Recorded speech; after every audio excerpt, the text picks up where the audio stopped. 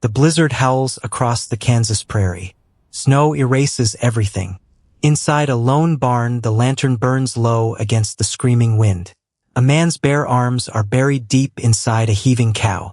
The animal bellows, exhausted, fighting a calf that will not turn. Beside him, a woman holds the light. Her fingers have locked around the handle. The skin is wax white. She can no longer feel them. 50 minutes. The cold is winning. Her face has gone the color of candle wax. Still the lantern does not shake. He works by feel alone. She stands unmoving. Outside, the storm does not care.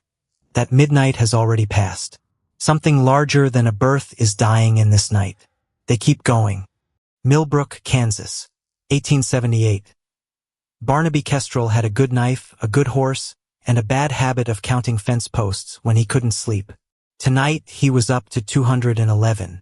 The cabin was quiet the way a cabin gets quiet when it's built for 2 people and only holds 1. Not empty exactly, just wrong, like a shirt buttoned crooked. You can wear it. You just feel it all day. He lay on his back and looked at the ceiling beams he'd cut himself 6 years back, when he still believed a man built a house because a family was coming to fill it. None had come, because Prudence Calloway had smiled at him once, across a church supper, in a way that made a grown man forget how to chew his own food. And for 8 months that smile had been the center of his whole world.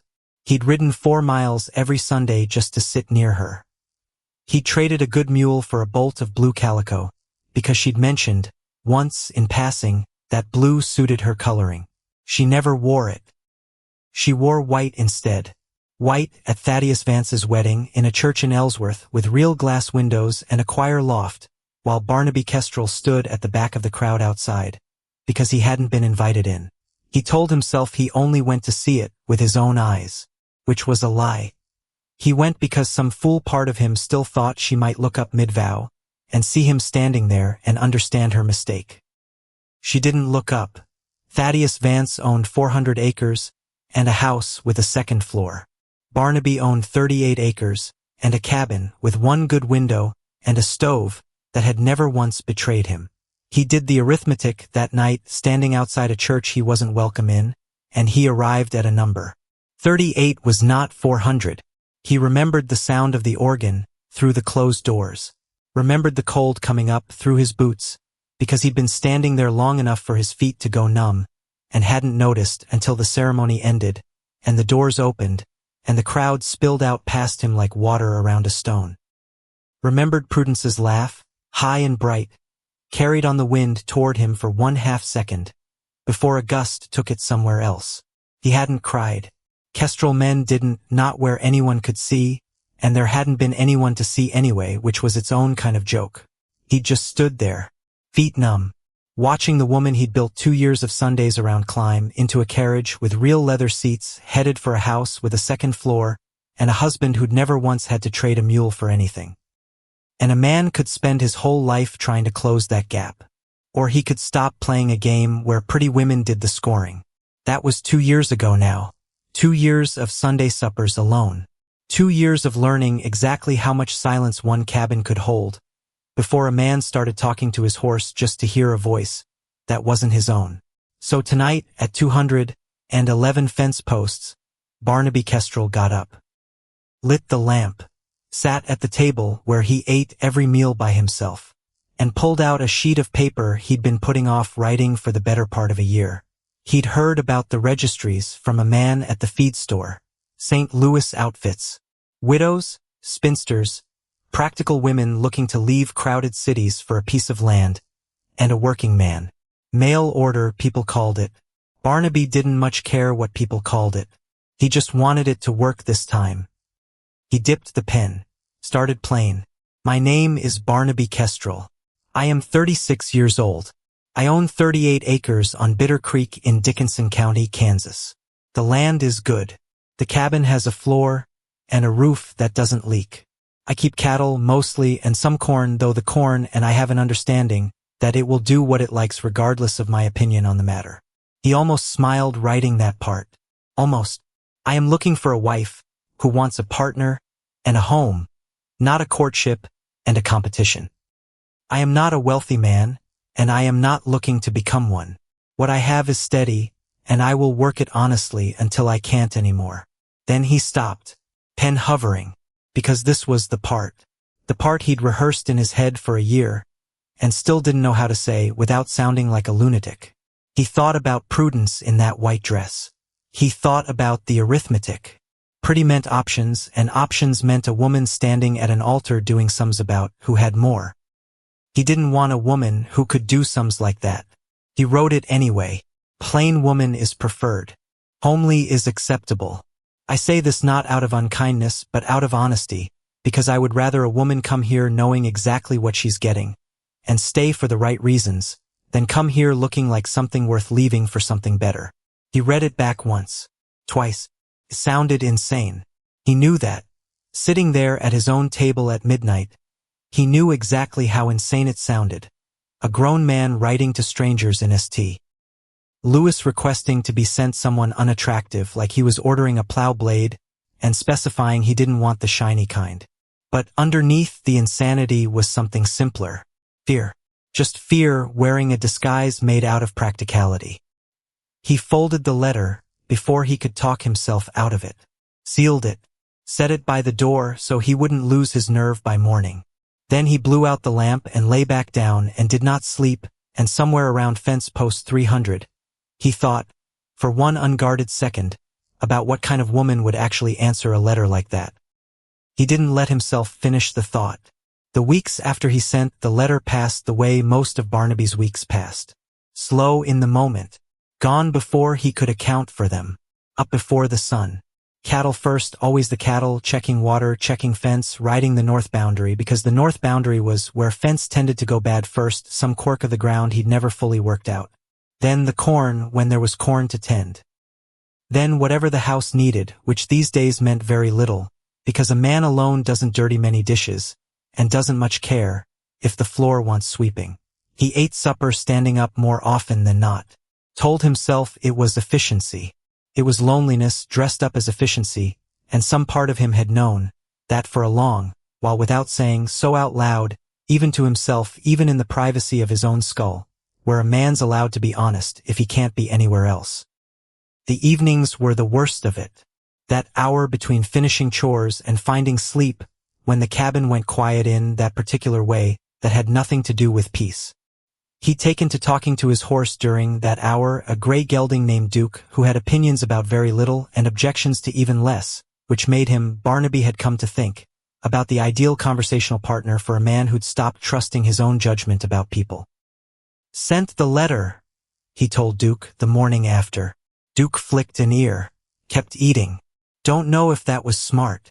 Duke had no opinion on the matter. Barnaby checked the road into town more than he needed to those first weeks, some part of him watching for a reply he knew couldn't possibly arrive, that fast, mail being what it was between Kansas and Missouri. He caught himself doing it, felt foolish each time, kept doing it anyway. When Mrs. Combs's letter finally came, laying out the arrangement, naming a woman called Cordelia Ashworth, plain of face and sturdy of frame, Barnaby read it standing in his own kitchen, and felt something loosen in his chest that had been wound tight for 2 solid years. Not hope exactly. He wouldn't have called it hope. Hope felt like too dangerous a word for a man who'd learned what hope cost. Call it, instead, the first quiet breath a man takes, after holding one too long. Mrs. Verity Combs ran the Western Homestead Registry out of a narrow storefront on Locust Street in St. Louis, and in 11 years of matching lonely farmers to hopeful women, she had never once read a letter quite like the one that arrived from Dickinson County, Kansas. She read it standing up. Then she sat down. Then she read it again. Most men who wrote to her wrote about acreage, about church attendance and temperance, and whether they preferred a woman who could sew or a woman who could shoot, as though those were the only 2 categories available to the female sex. She had grown numb to the predictability of it. Men wanted pretty, mostly. They just wrapped it in other words. Godly, wholesome, fair of face. This man wanted the opposite.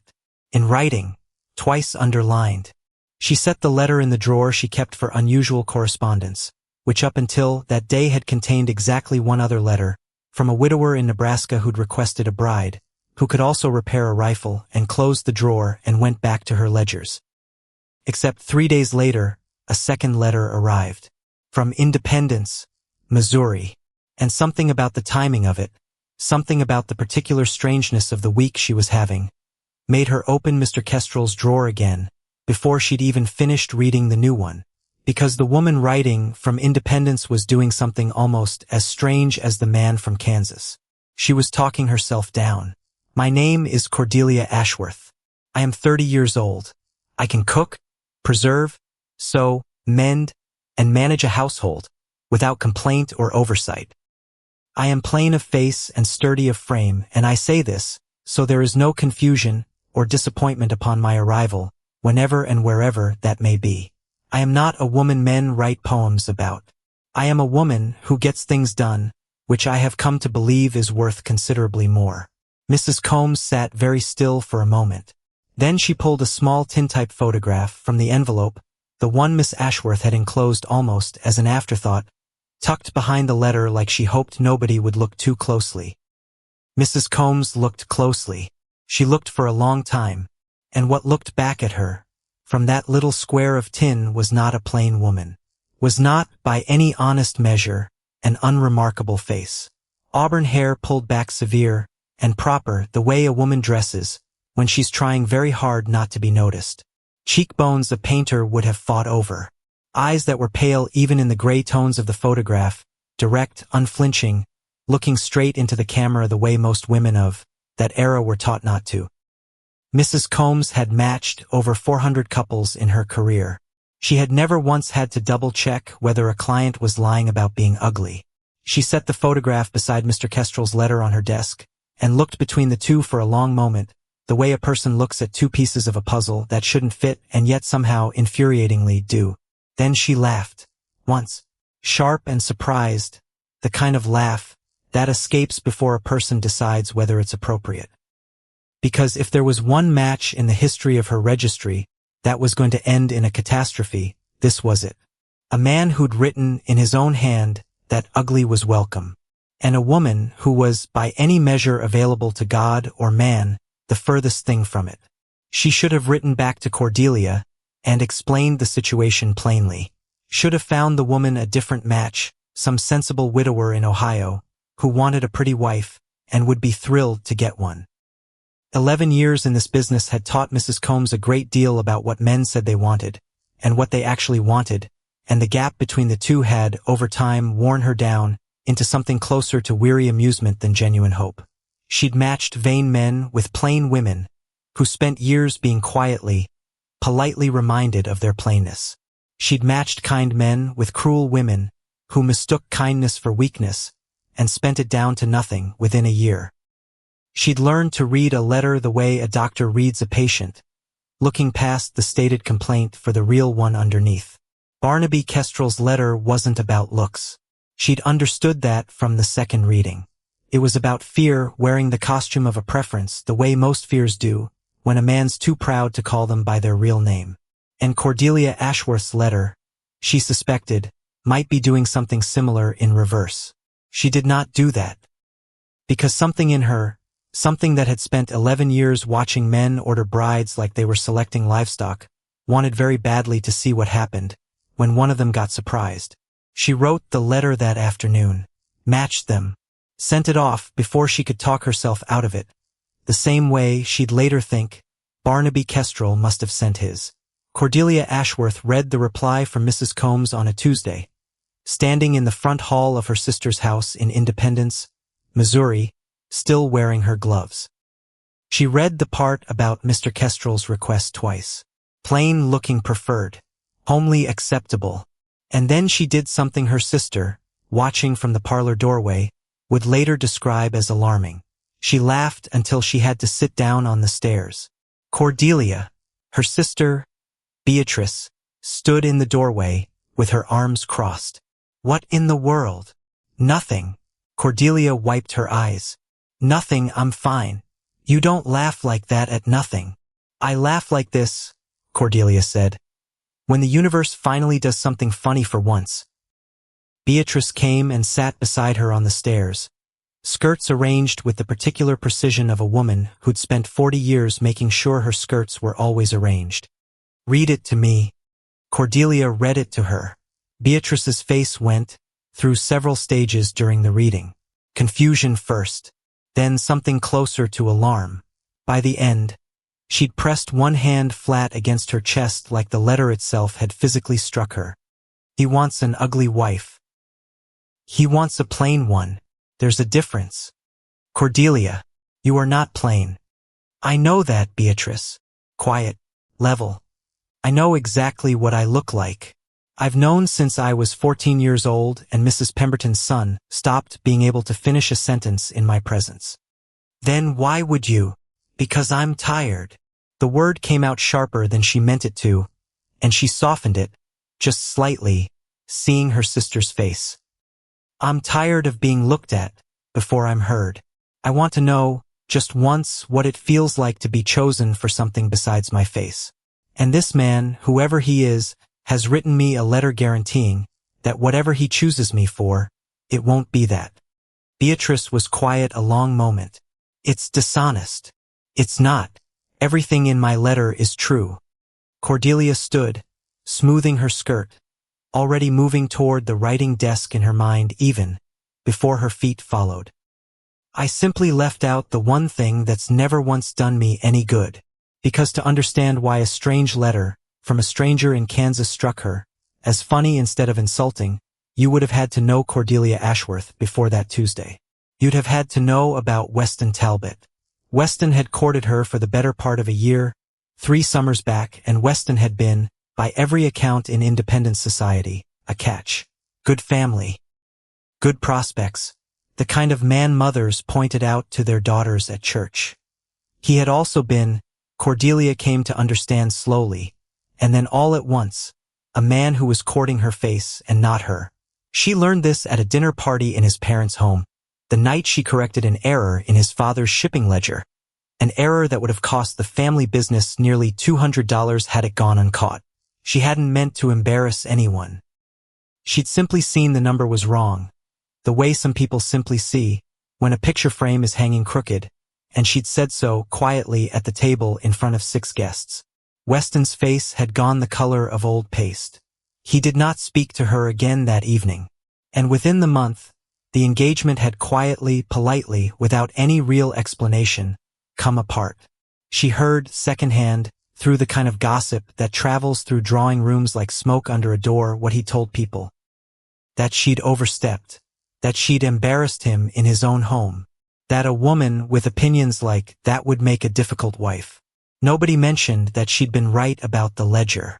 For a while after, her mother had tried to fix it, tried to smooth things over the way mothers do, suggesting Cordelia call on Weston's mother, with an apology, a small gift, something to signal contrition. Cordelia had refused. Not out of pride exactly. Out of a stubborn, quiet conviction that apologizing for arithmetic being correct was a door she wasn't willing to walk through. Not even for Weston Talbot's good opinion. Not even for her mother's peace of mind. Her mother had passed 2 winters back, which left Cordelia in her sister Beatrice's house in Independence, a guest in a home that wasn't hers, sleeping in a room that had once belonged to Beatrice's daughter, before the girl married and moved to Kansas City, surrounded by wallpaper roses that had faded to the color of old tea. Beatrice meant well.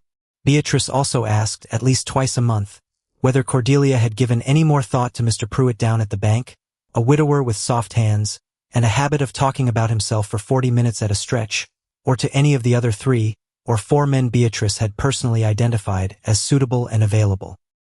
Cordelia had stopped counting how many times she'd said no thank you, because it wasn't that she didn't want a husband. It wasn't that at all. She wanted badly the thing most women her age wanted. A home of her own. Work that mattered. Someone across the table at the end of a long day. She simply couldn't shake the conviction, hardened over 2 years like clay left too long in the sun, that any man who looked at her twice was going to stop looking past her face before he ever got around to noticing anything underneath it.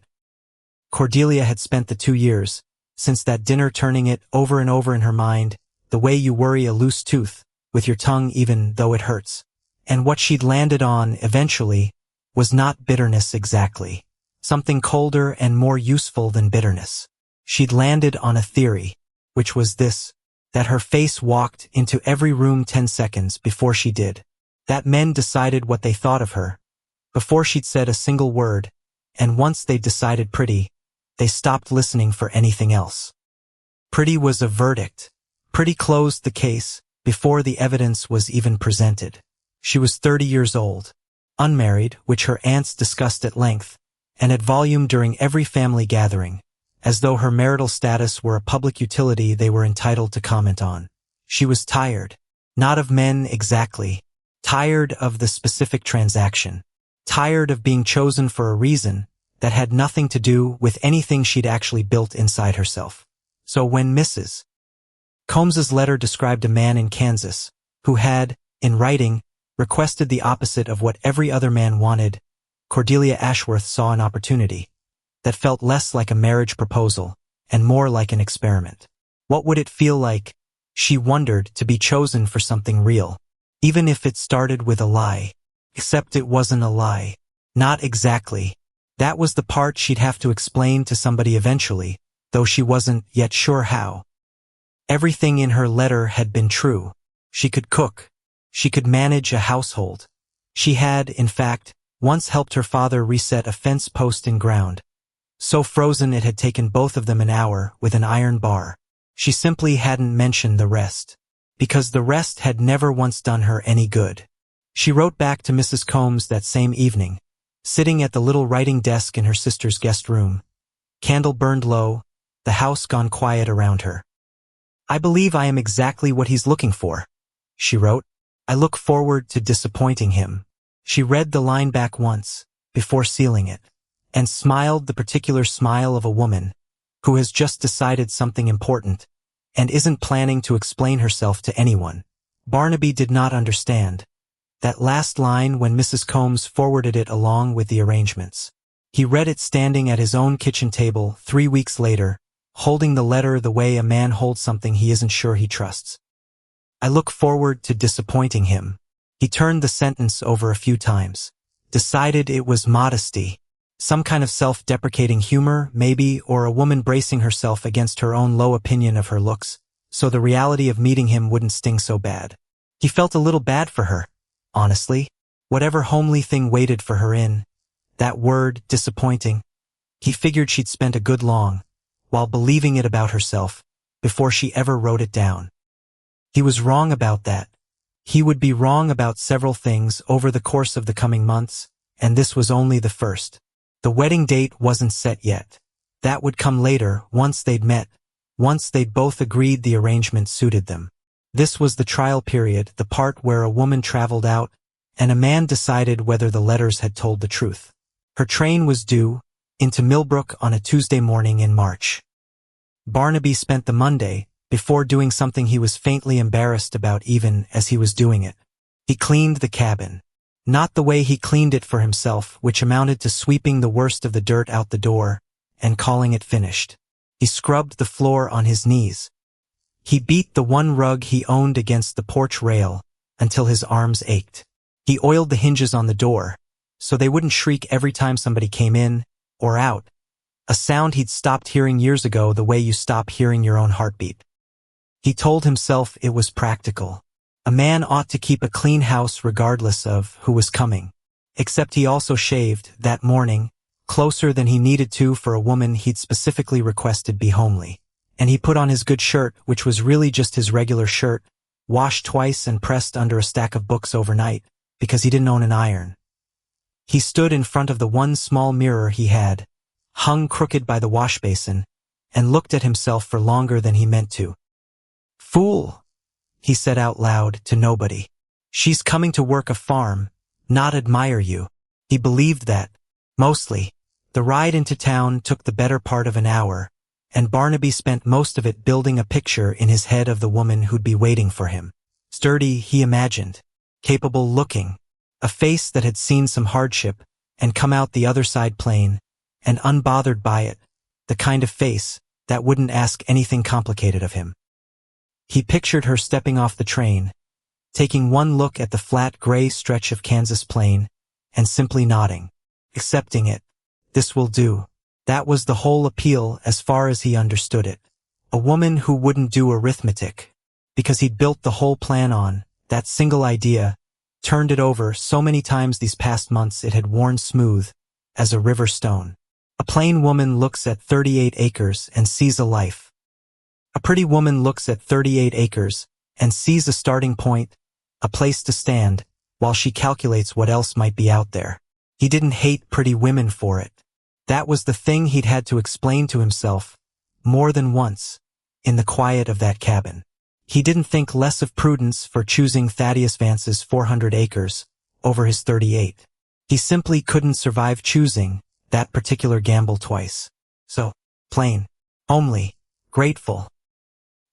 He said the words to himself again, riding into town like a man checking that his fence was still standing after a storm. He believed them right up until the moment the train doors opened. He got to the depot 20 minutes early and stood on the platform with his hat in both hands, turning the brim around and around, telling himself he wasn't nervous. He was nervous. The train came in on time, hissing steam across the platform in a way that startled the two horses tied outside the depot. Passengers started coming down. A family first, trailing luggage stacked like a general store had exploded. Two cattle buyers in matching coats, deep in conversation about prices. Preacher hat low against the wind. Then a woman stepped down alone. Barnaby's first thought was that's not her. His second thought, coming half a beat behind the first, was the agency sent the wrong woman. His third thought didn't have words attached to it at all. It was just a kind of static, a full stop in his mind, the sensation of a man watching something walk toward him, that his brain hadn't built the file for yet. She wore a plain gray traveling dress, which, he would think later, was the single plainest thing about the entire arrangement. Auburn hair, pulled back but not so severely that the color didn't catch the March light. A face that made the cattle buyers stop talking about prices for a full 3 seconds as she passed them. And she was walking straight at him, not searching the platform the way a stranger searches for someone they've never met. Straight at him like she'd already picked him out through a train window and simply confirmed it once her boots hit the boards. She stopped in front of him, looked him over once, quick, efficient, the kind of look a woman gives a horse she's deciding whether to buy. Mr. Kestrel. Miss Ashworth. His voice came out rougher than he meant it to. You look disappointed. I look surprised. Is there a difference?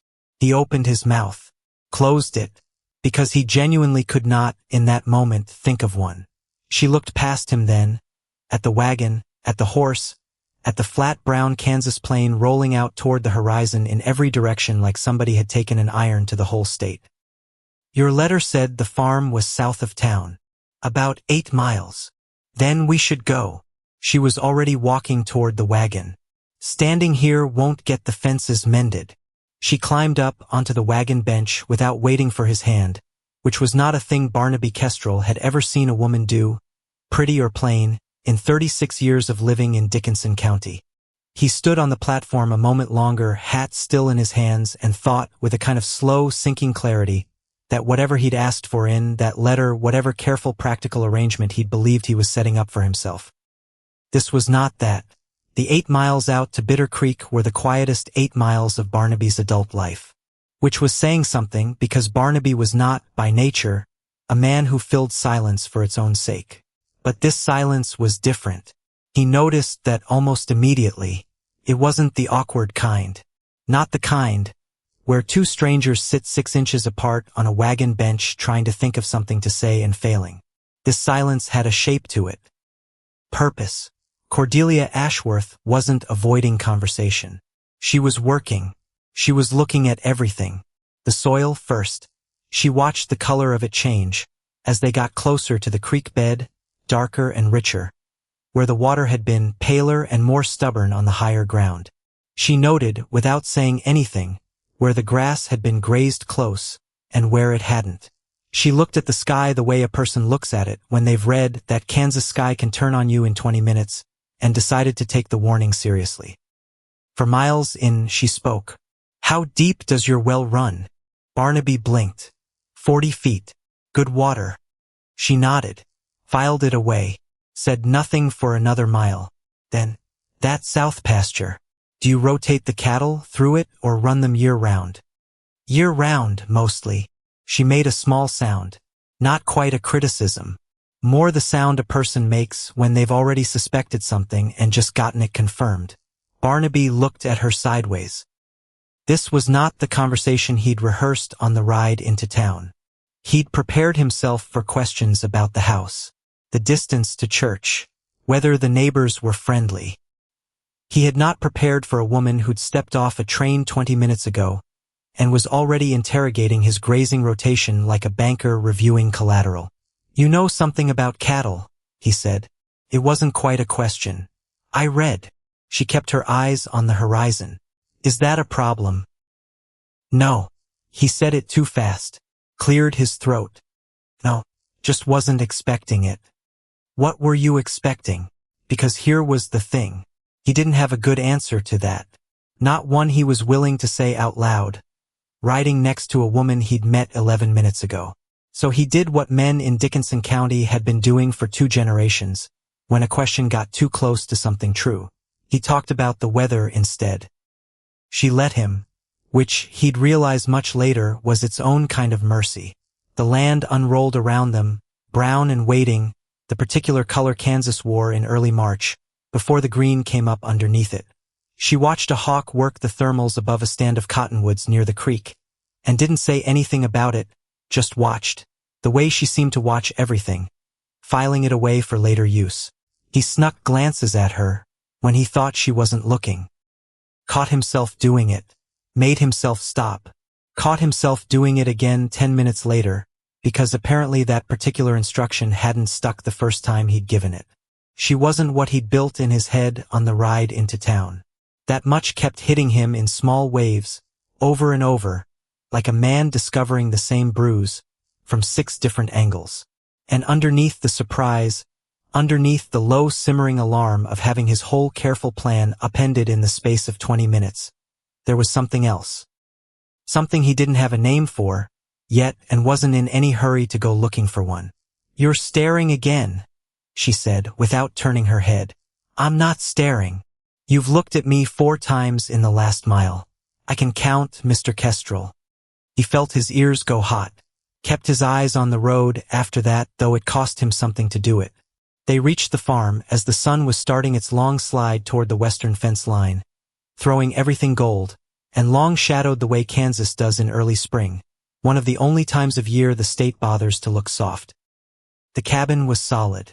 Barnaby had made sure of that, scrubbing and oiling, and sweeping the day before like a man possessed. He felt, standing beside the wagon, while she climbed down on her own again, a small private flicker of pride. Cordelia stepped inside, made a slow, full turn in the middle of the room, taking in the stove, the pantry shelf, the single window, the 2 chairs pulled up to a table built for one man eating alone for 6 years. It's a good cabin, she said. Something in Barnaby's chest loosened, just slightly, just enough that he noticed it hadn't been loose in a while. Then she kept talking. I'll need to rechink the north wall before real cold comes back. And that pantry shelf. She was already crossing to it, running a finger along the edge. This needs a second tier, or you won't have room for preserves once the garden comes in. Barnaby opened his mouth, closed it again, because she was already rolling up her sleeves, and some deep, unhurried part of him understood, watching her do it, that whatever he thought he'd ordered, from that registry in St. Louis, he'd gotten something else entirely. That first night after supper had been cleared, and Barnaby had gone out to check the horses one last time, a habit she was already starting to recognize, as his way of giving a room space to breathe, Cordelia sat alone in the small back room he'd given her, and allowed herself, for the first time since stepping off that train, to feel the full weight of what she'd done.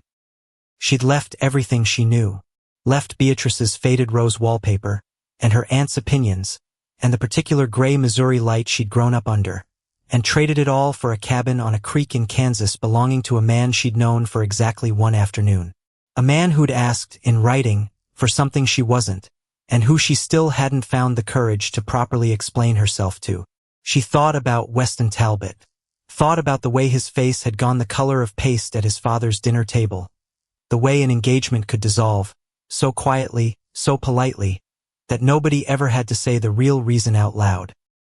She thought about Barnaby Kestrel watching her rechink a wall. That afternoon, some unguarded softness in his face, that had nothing to do with paste-colored humiliation at all. It wasn't proof of anything. She knew that. One afternoon didn't undo 2 years of careful, hard-won conviction about what men saw when they looked at her. But it was something. A small crack of light under a door she'd long since stopped expecting to open. She blew out her candle and lay in the dark, listening to the unfamiliar sounds of a house that wasn't yet home, the wind finding gaps in the walls she'd already started mentally listing for repair, and allowed herself, just for a moment, the dangerous luxury of hope. Then she made herself stop, because hope, she'd learned, was a debt that came due eventually, one way or another, and she wasn't yet sure she trusted this particular ledger. Here is what Barnaby Kestrel had expected from a wife, homely or otherwise. Cooking, mending, the slow, quiet management of a household that had been sliding into disrepair for years the way any household does, when there's nobody around to notice the slide. Here is what he got in the first week alone. Monday, she rechinked the north wall herself, mixed the clay and straw by feel, working a formula she'd apparently committed to memory out of a farming pamphlet she produced. From her trunk like a surgeon producing an instrument, the pages soft and worn at the corners, from being read and reread. Barnaby stood in the doorway and watched her work for a full 10 minutes before she noticed him. "You're staring," she said, without turning around. "I'm supervising. You're staring." He didn't argue. Tuesday, she reorganized the pantry, presented him at supper with a written accounting of everything he owned, everything he needed, and 1 tin of salt pork, so old it had gone the color of a dead leaf, which she held up between 2 fingers and set on the table between them, without a single word of commentary. She didn't need words. Her face did the whole job. "That's from '76, Barnaby said, defensive for reasons he couldn't entirely explain. "I know," she said. "I found the date scratched into the lid." Wednesday, she made biscuits. Barnaby ate 4 of them and did not say anything at all because he had been eating his own cooking for 6 years, and his body's reaction to an actual biscuit, warm and light, and better than anything he'd made in a decade, was more emotional than the moment probably called for. He excused himself to check the horses right after, stood outside in the cold for longer than the horses required. Thursday, she asked to see the cattle, not to admire them from a distance the way he'd half expected, to be walked through them one by one, which ones were breeding well, which weren't, what his plan was for the next season's calves. They walked the near pasture together, Barnaby pointing out this heifer, and that one, explaining bloodlines he'd built up slow, over 6 years of careful trading, and Cordelia listened, with the particular stillness she brought to anything she meant to remember. "That one," she nodded toward a rust-colored cow standing apart from the others, heavy through the middle. "She'll calve come winter, unless I miss my guess. Winter, most likely. Hard to say exact. Her hips look narrow for it." Barnaby stopped walking, looked at the cow again, properly this time, the way you look at something after somebody's pointed out a detail you've been too close to see yourself. She was right.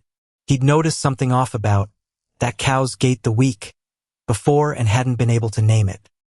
"You're right," he said slowly. "Been meaning to keep an eye on her. Might need help when her time comes." "Then we'll keep an eye on her," said simply, like it wasn't a question. He stopped mid-sentence while later, halfway through explaining his oldest cow's temperament, and turned to look at her. "How do you know to ask about breeding plans?" "I read," she said again, same 2 words as the wagon. "Is that still a problem?" It was not a problem. It was, in fact, the most unsettling thing that had happened to Barnaby Kestrel since the church in Ellsworth, and for entirely different reasons. Friday, she found the account book.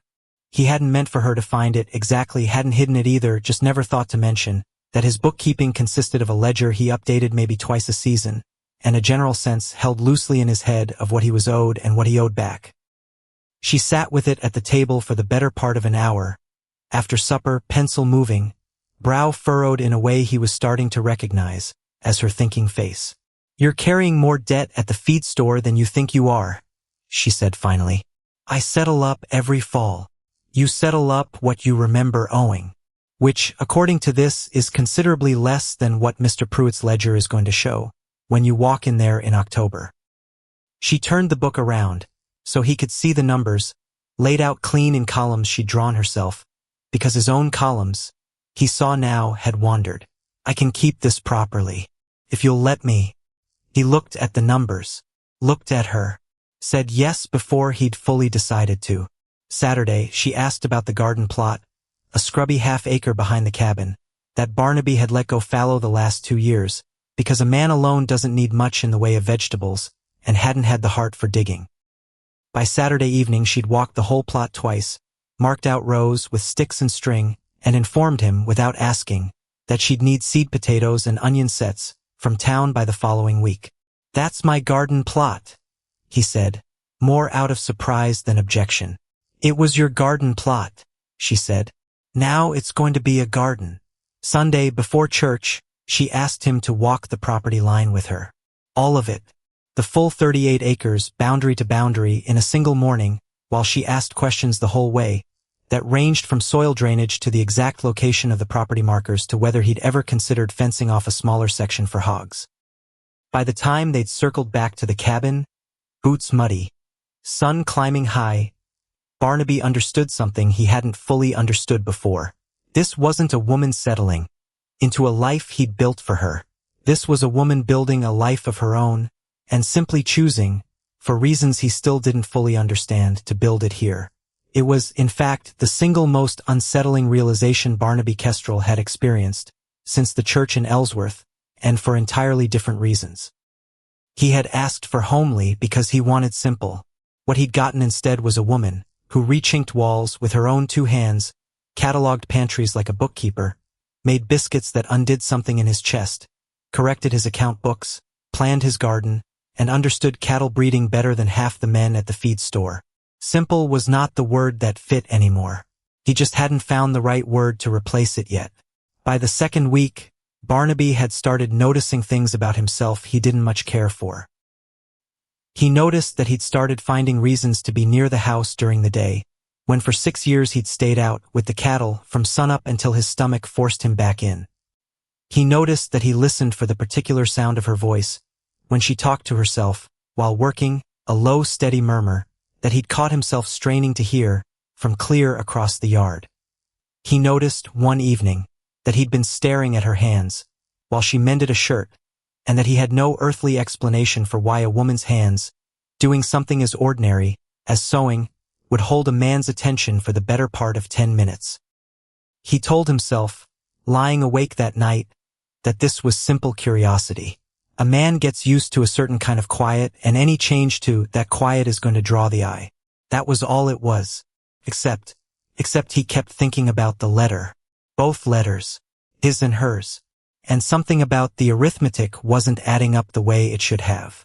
He'd asked for homely, because pretty had cost him everything once. He'd built an entire careful theory, over 2 years of lonely Sundays, that a plain woman would be grateful, and grateful women didn't leave.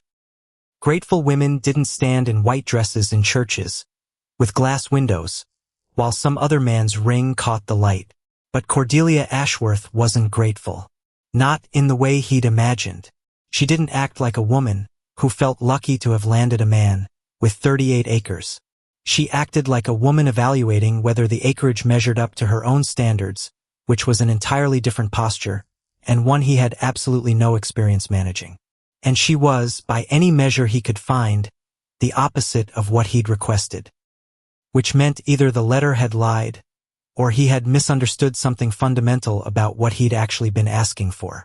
He didn't know which possibility scared him more. Cordelia, for her part, was doing her own quiet accounting. She'd arrived expecting a certain kind of disappointment on his face, the specific look of a man who'd requested plain, and gotten something he now had to figure out what to do with. She'd braced for it on the train the whole way from Independence, had a version of herself ready, polite, a little cool, prepared to explain that she hadn't lied, not technically, and that the description in her letter was accurate as far as it went. What she hadn't braced for was Barnaby Kestrel himself. He wasn't what she'd expected either, though her expectations had been formed by a very different kind of letter than his had been formed by hers. She'd pictured a hard, closed-off man. Someone who wanted a servant more than a wife, who'd chosen homely, because he wanted a woman too grateful to make demands. What she'd found instead was a man, who watched her rechink a wall, with something that looked, unmistakably, like respect. A man who ate 4 biscuits in near silence, because the food moved something in him he didn't have words for.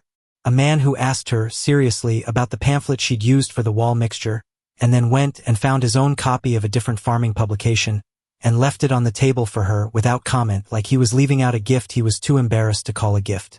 She noticed these things the way she noticed everything. Carefully, filing them away, and she noticed, too, the way his eyes moved away from her too quickly whenever she caught him looking. The particular stiffness in his shoulders when she stood close to hand him a tool. The fact that he'd started shaving every morning instead of every 3rd day, for a woman he'd specifically requested be unremarkable to look at. She understood, with the same clear, quiet certainty she brought to everything else, exactly what was happening to Barnaby Kestrel.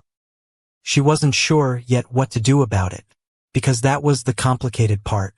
The part she hadn't planned for, when she wrote back to Mrs. Combs, laughing on her sister's staircase, thinking of this whole arrangement as an experiment. She'd wanted to know what it felt like to be chosen for the right reasons.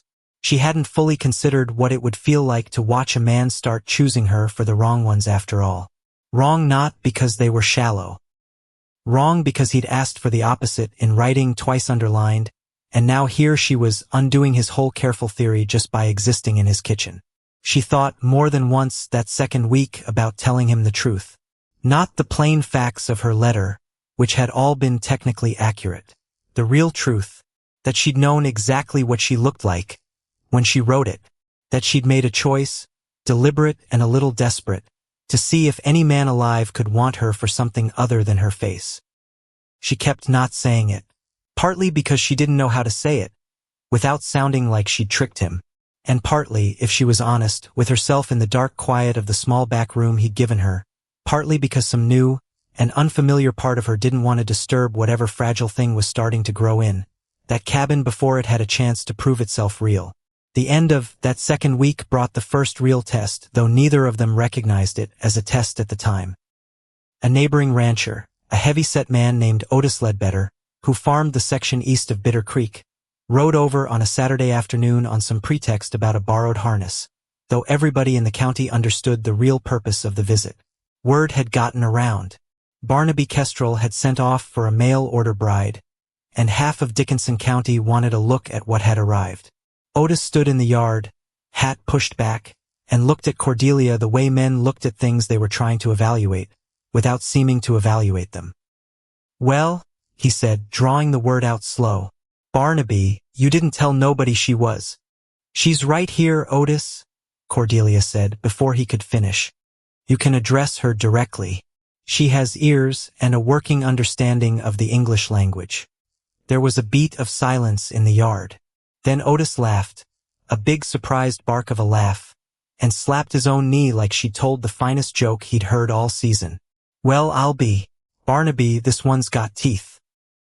"She's got ears, too," Cordelia said. "And she's still standing right here." Otis laughed again, harder this time, and something shifted in his face. Some recalibration Barnaby recognized, because he'd gone through the same one himself 3 weeks back. Otis Ledbetter had ridden, over expecting to find something to gossip about at the feed store.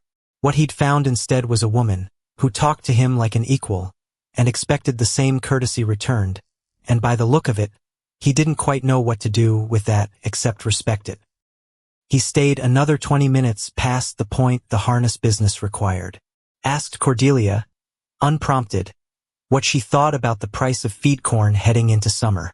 She told him, and he nodded along like her opinion carried actual weight, which Barnaby understood, watching from the porch step. It now did. When Otis finally rode off, dust rising behind him down the road toward his own section. Something in Barnaby's chest, watching the whole exchange unfold, twisted into a shape he didn't have a name for yet. Pride. That was the shape. He'd figure that out later on the ride back, from returning the harness himself, alone, turning the whole exchange over in his mind. Pride. Watching a woman hold her own ground in his own yard against a man twice her size, and half again as loud. Pride was a problem, because pride meant he'd started keeping score on her behalf. Meant some part of him had quietly, without permission, started building a case for why she belonged here, why the arrangement was working, why maybe he hadn't made a mistake writing that letter after all, even if it hadn't gotten him what he thought he'd asked for. Pride meant he was invested, and invested, for a man who'd stood outside a church, with glass windows 2 years ago, and watched a woman in white choose 400 acres, over him, was the single most dangerous thing Barnaby Kestrel could allow himself to become. He rode home that evening with his jaw tight, and his eyes fixed straight ahead on the road, and he told himself the whole 8 miles, that this was still an arrangement. Still practical. Still the careful, sensible plan he'd built, after prudence still intact, still safe. He believed it about as much as he'd believed, 3 weeks ago, that a woman answering to homely and unremarkable would step off, that train looking anything like Cordelia Ashworth, which was to say, not at all. Word travels fast in a county with more cattle than people, and by the middle of the 3rd week the travel had reached its logical conclusion. Women started arriving, not all at once. First it was Mrs. Ledbetter, Otis's wife, who came bearing a jar of preserves, as an excuse, and stayed a full 2 hours asking questions disguised as neighborly conversation. Then it was 2 of the Fenwick sisters, unmarried themselves, who studied Cordelia, with the particular thoroughness of women assessing new competition in a marriage market that ran thin most winters. Then, on a Thursday that Barnaby happened to be out mending fence, and therefore missed entirely, it was nearly 5 women at once, crowded into his kitchen, drinking coffee out of cups he didn't know he owned 5 of. Cordelia told him about it, that evening, and there was something in the telling, a dry, careful humor, that made him look at her twice. They wanted to know if I could really cook, she said, or if the biscuits were a rumor. What did you tell them? I fed them the biscuits. Seemed more efficient than arguing. And Mrs. Ledbetter asked for the recipe. I told her it was a family secret. A pause. It is not a family secret. It's in a pamphlet I bought for 11 cents in Independence. But she seemed to need it to be a secret, so I let her have that. Barnaby laughed, out loud, surprised at himself, and Cordelia looked up, from the stove, with an expression he hadn't seen on her yet. Something startled. Something pleased. You should do that more, she said. Do what? Laugh. You've got a decent one when you let it out. He didn't have an answer for that. Just sat there at the table, feeling his own face do something unfamiliar, and thought, not for the first time that week, that this arrangement had stopped resembling anything he'd written in that letter 3 weeks ago. That same night, after the cabin had gone quiet, Cordelia sat at the small table in her room, with a candle burned low, writing to Beatrice. Dear sister, I have been here 3 weeks now, and I find I owe you an apology, though I'm not entirely sure what for. Perhaps for laughing at you on the stairs. Perhaps for being wrong about what I thought this would be. She stopped, chewed the end of the pen, started again. The land here is flatter than anything you've seen, flat in a way that makes a person feel very small and very free at the same time, which I did not expect and cannot fully explain. The cabin is sound. The well runs deep and clean. I have already begun a garden, though it is early yet, and I have taken over the household accounts, which were, I will say charitably, in need of a woman's attention. She thought about Barnaby then, about the way he'd watched her mix clay for the north wall like she was performing some small miracle, about the way he'd laughed, surprised at his own laughter, over the story of Mrs. Ledbetter and the biscuit recipe. As for Mr. Kestrel, she wrote, and then stopped again, pen hovering, because she genuinely did not know how to finish the sentence honestly, without saying more than she was ready to put down on paper, even to her own sister. He is not what his letter suggested, she wrote finally. Which I suppose makes two of us. She read the line back once. Folded the letter before she could second-guess it, the same careful economy of motion she brought to everything, and set it by the door to post in town on Sunday. Then she blew out the candle and lay in the dark of a room that wasn't quite hers yet, listening to the wind, and did not examine too closely why her chest felt tight and warm at the same time, the way a person feels standing too close to a fire on a cold night. Grateful for the heat, wary of getting burned. The following Sunday, Cordelia asked to go into town for church, and Barnaby, who hadn't set foot in the Millbrook Chapel in longer than he cared to admit, found himself agreeing before he'd fully thought it through. The town had opinions about the two of them. He knew that walking in.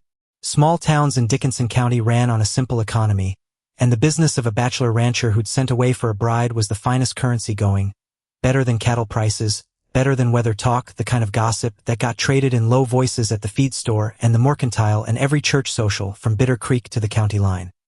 What the town had expected, he understood now, standing at the back of the chapel with Cordelia's hand light on his arm, was a plain, forgettable woman.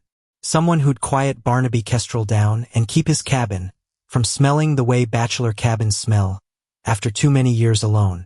What the town got instead was Cordelia Ashworth walking down the aisle to a pew in a dress she'd sewn herself out of gray wool, spine straight, chin level, meeting every curious stare head-on, until the starer looked away first. Reverend Amos Whitfield, a soft-spoken man given to long sermons about patience, gave a shorter one than usual that morning, distracted, Barnaby suspected, by the same thing distracting everyone else in the room. The whispering started before the service even ended. Barnaby heard fragments of it drifting back from the pews ahead, low voices behind cupped hands. That's her, then. The one from Missouri. Doesn't look plain to me. Doesn't look plain at all.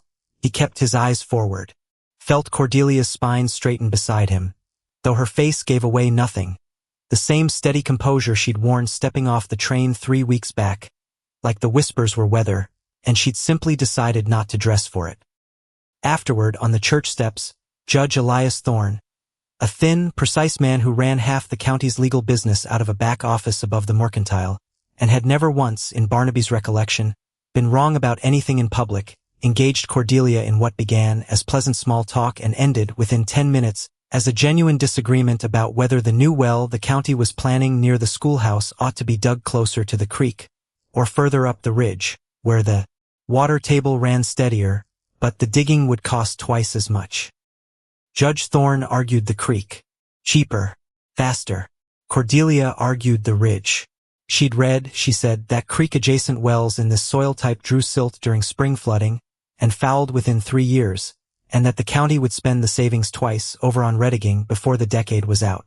Judge Thorne did not care for being corrected. That much was plain on his face. But he also, being a careful man in a position that required careful thinking, went quiet for a moment, turning the argument over. "Where did you come across information like that, Miss Ashworth?" "I read," Cordelia said. Third time in 2 weeks Barnaby had heard her say it, and it landed on him differently now, standing on those church steps with half the county watching. Not modesty, not deflection, just fact, plain as anything. Judge Thorne allowed, after a pause that cost him visibly, that she might have a point worth the county engineer's consideration. On the ride home, the wagon creaking over the same road that had carried them both 8 miles from the depot 3 weeks before, Cordelia sat quiet for a long stretch, watching the fence posts go by. "Your Judge Thorne doesn't care for being corrected by a woman," she said eventually. "He doesn't care for being corrected by anyone," Barnaby said. "Judge or not. Was I wrong? About the well?" Barnaby thought about it. Really thought about it the way he thought about breeding decisions and planting schedules, the things that mattered. "No," he said finally. "Creek runs high every spring. Silt would foul it inside 3 years, easy. You were right." She was quiet a moment longer. "Good," she said. Just that. Like being right was the only part of the whole exchange that mattered to her at all. Not the judge's discomfort. Not the eyes of the town on her back. Just the simple, clean fact of having been correct and having said so. Barnaby looked straight ahead at the road, hands steady on the reins, and understood, with a kind of slow dread that felt uncomfortably close to something else entirely, that he was in serious trouble. They got back to the cabin as the light was going long and orange across the fields, and Barnaby, instead of heading straight for the barn the way he usually did, found himself lingering in the yard while Cordelia climbed down from the wagon. "Bookshelf still not built," he said, apropos of nothing. She looked at him, surprised. "I didn't ask for a bookshelf. You brought books. 6 of them, sitting in a trunk because I don't have anywhere to put them." He scratched the back of his neck, feeling foolish, unsure why he'd brought it up at all, except that some part of him had been thinking about it for 2 weeks and hadn't found the right moment. "Figured I'd build one, if you wanted." Something moved across her face. Quick, gone before he could name it properly, though it looked, for just a second, like surprise wearing the shape of something softer. "I'd like that," she said. He started it that evening before full dark, working by lamplight in the yard, with wood he'd been saving for something he hadn't known the shape of until just now. She sat on the porch step and watched him measure and cut, offering the occasional opinion on the height of the shelves, which he took more seriously than he'd taken anyone's opinion on carpentry in years. "Second shelf's crooked," she said, around the time he'd nearly finished. "It is not. It's leaning left. Look at it straight on." He looked at it straight on. It was, in fact, leaning left by a margin small enough that he'd have missed it entirely if she hadn't caught it, and something about that, about her catching the small crooked things other people missed, settled into his chest the same way the biscuits had, warm and unhurried and a little dangerous. "I'll fix it tomorrow," he said. "I know you will." She stood, brushing off her skirt, pausing at the door a moment before going in. "Thank you, Barnaby." His name, plain, no Mr. attached to it, in her voice for the first time since she'd stepped off that train. He stood in the yard along, while after she'd gone in, lamp burning low beside the half-finished bookshelf, and did not think about fence posts at all that night, not once, which was itself a kind of miracle he didn't have words for yet. He didn't sleep well that night. Lay in the dark listening to the wind work at the corners of the cabin, listening to the small sounds of her moving around in the back room, before she settled and thought about arithmetic again. Because that had been the whole foundation of his plan. Pretty women did arithmetic, compared what they had to what they might get, left when the numbers favored someone else. Except Cordelia Ashworth had done nothing but arithmetic since the moment she stepped off that train, and none of it had been about him, his acreage, his prospects, or anyone else's. She'd calculated grazing rotations and well depths and silt accumulation rates. She'd corrected a county judge in public because the facts favored her, not because it favored her socially, and in a town like Millbrook, correcting Judge Thorne in front of the whole congregation was not a socially favorable move by any measure Barnaby understood. She wasn't doing the arithmetic he'd feared. She was doing an entirely different kind, and he was starting to suspect, lying there in the dark with the wind picking up outside, that he didn't understand the rules of this version of the game at all. Which was when he heard it, faint under the wind, a soft, dry cough from the direction of town, carried strange on the night air, and he sat up, before he even understood why his body had reacted, before his mind had.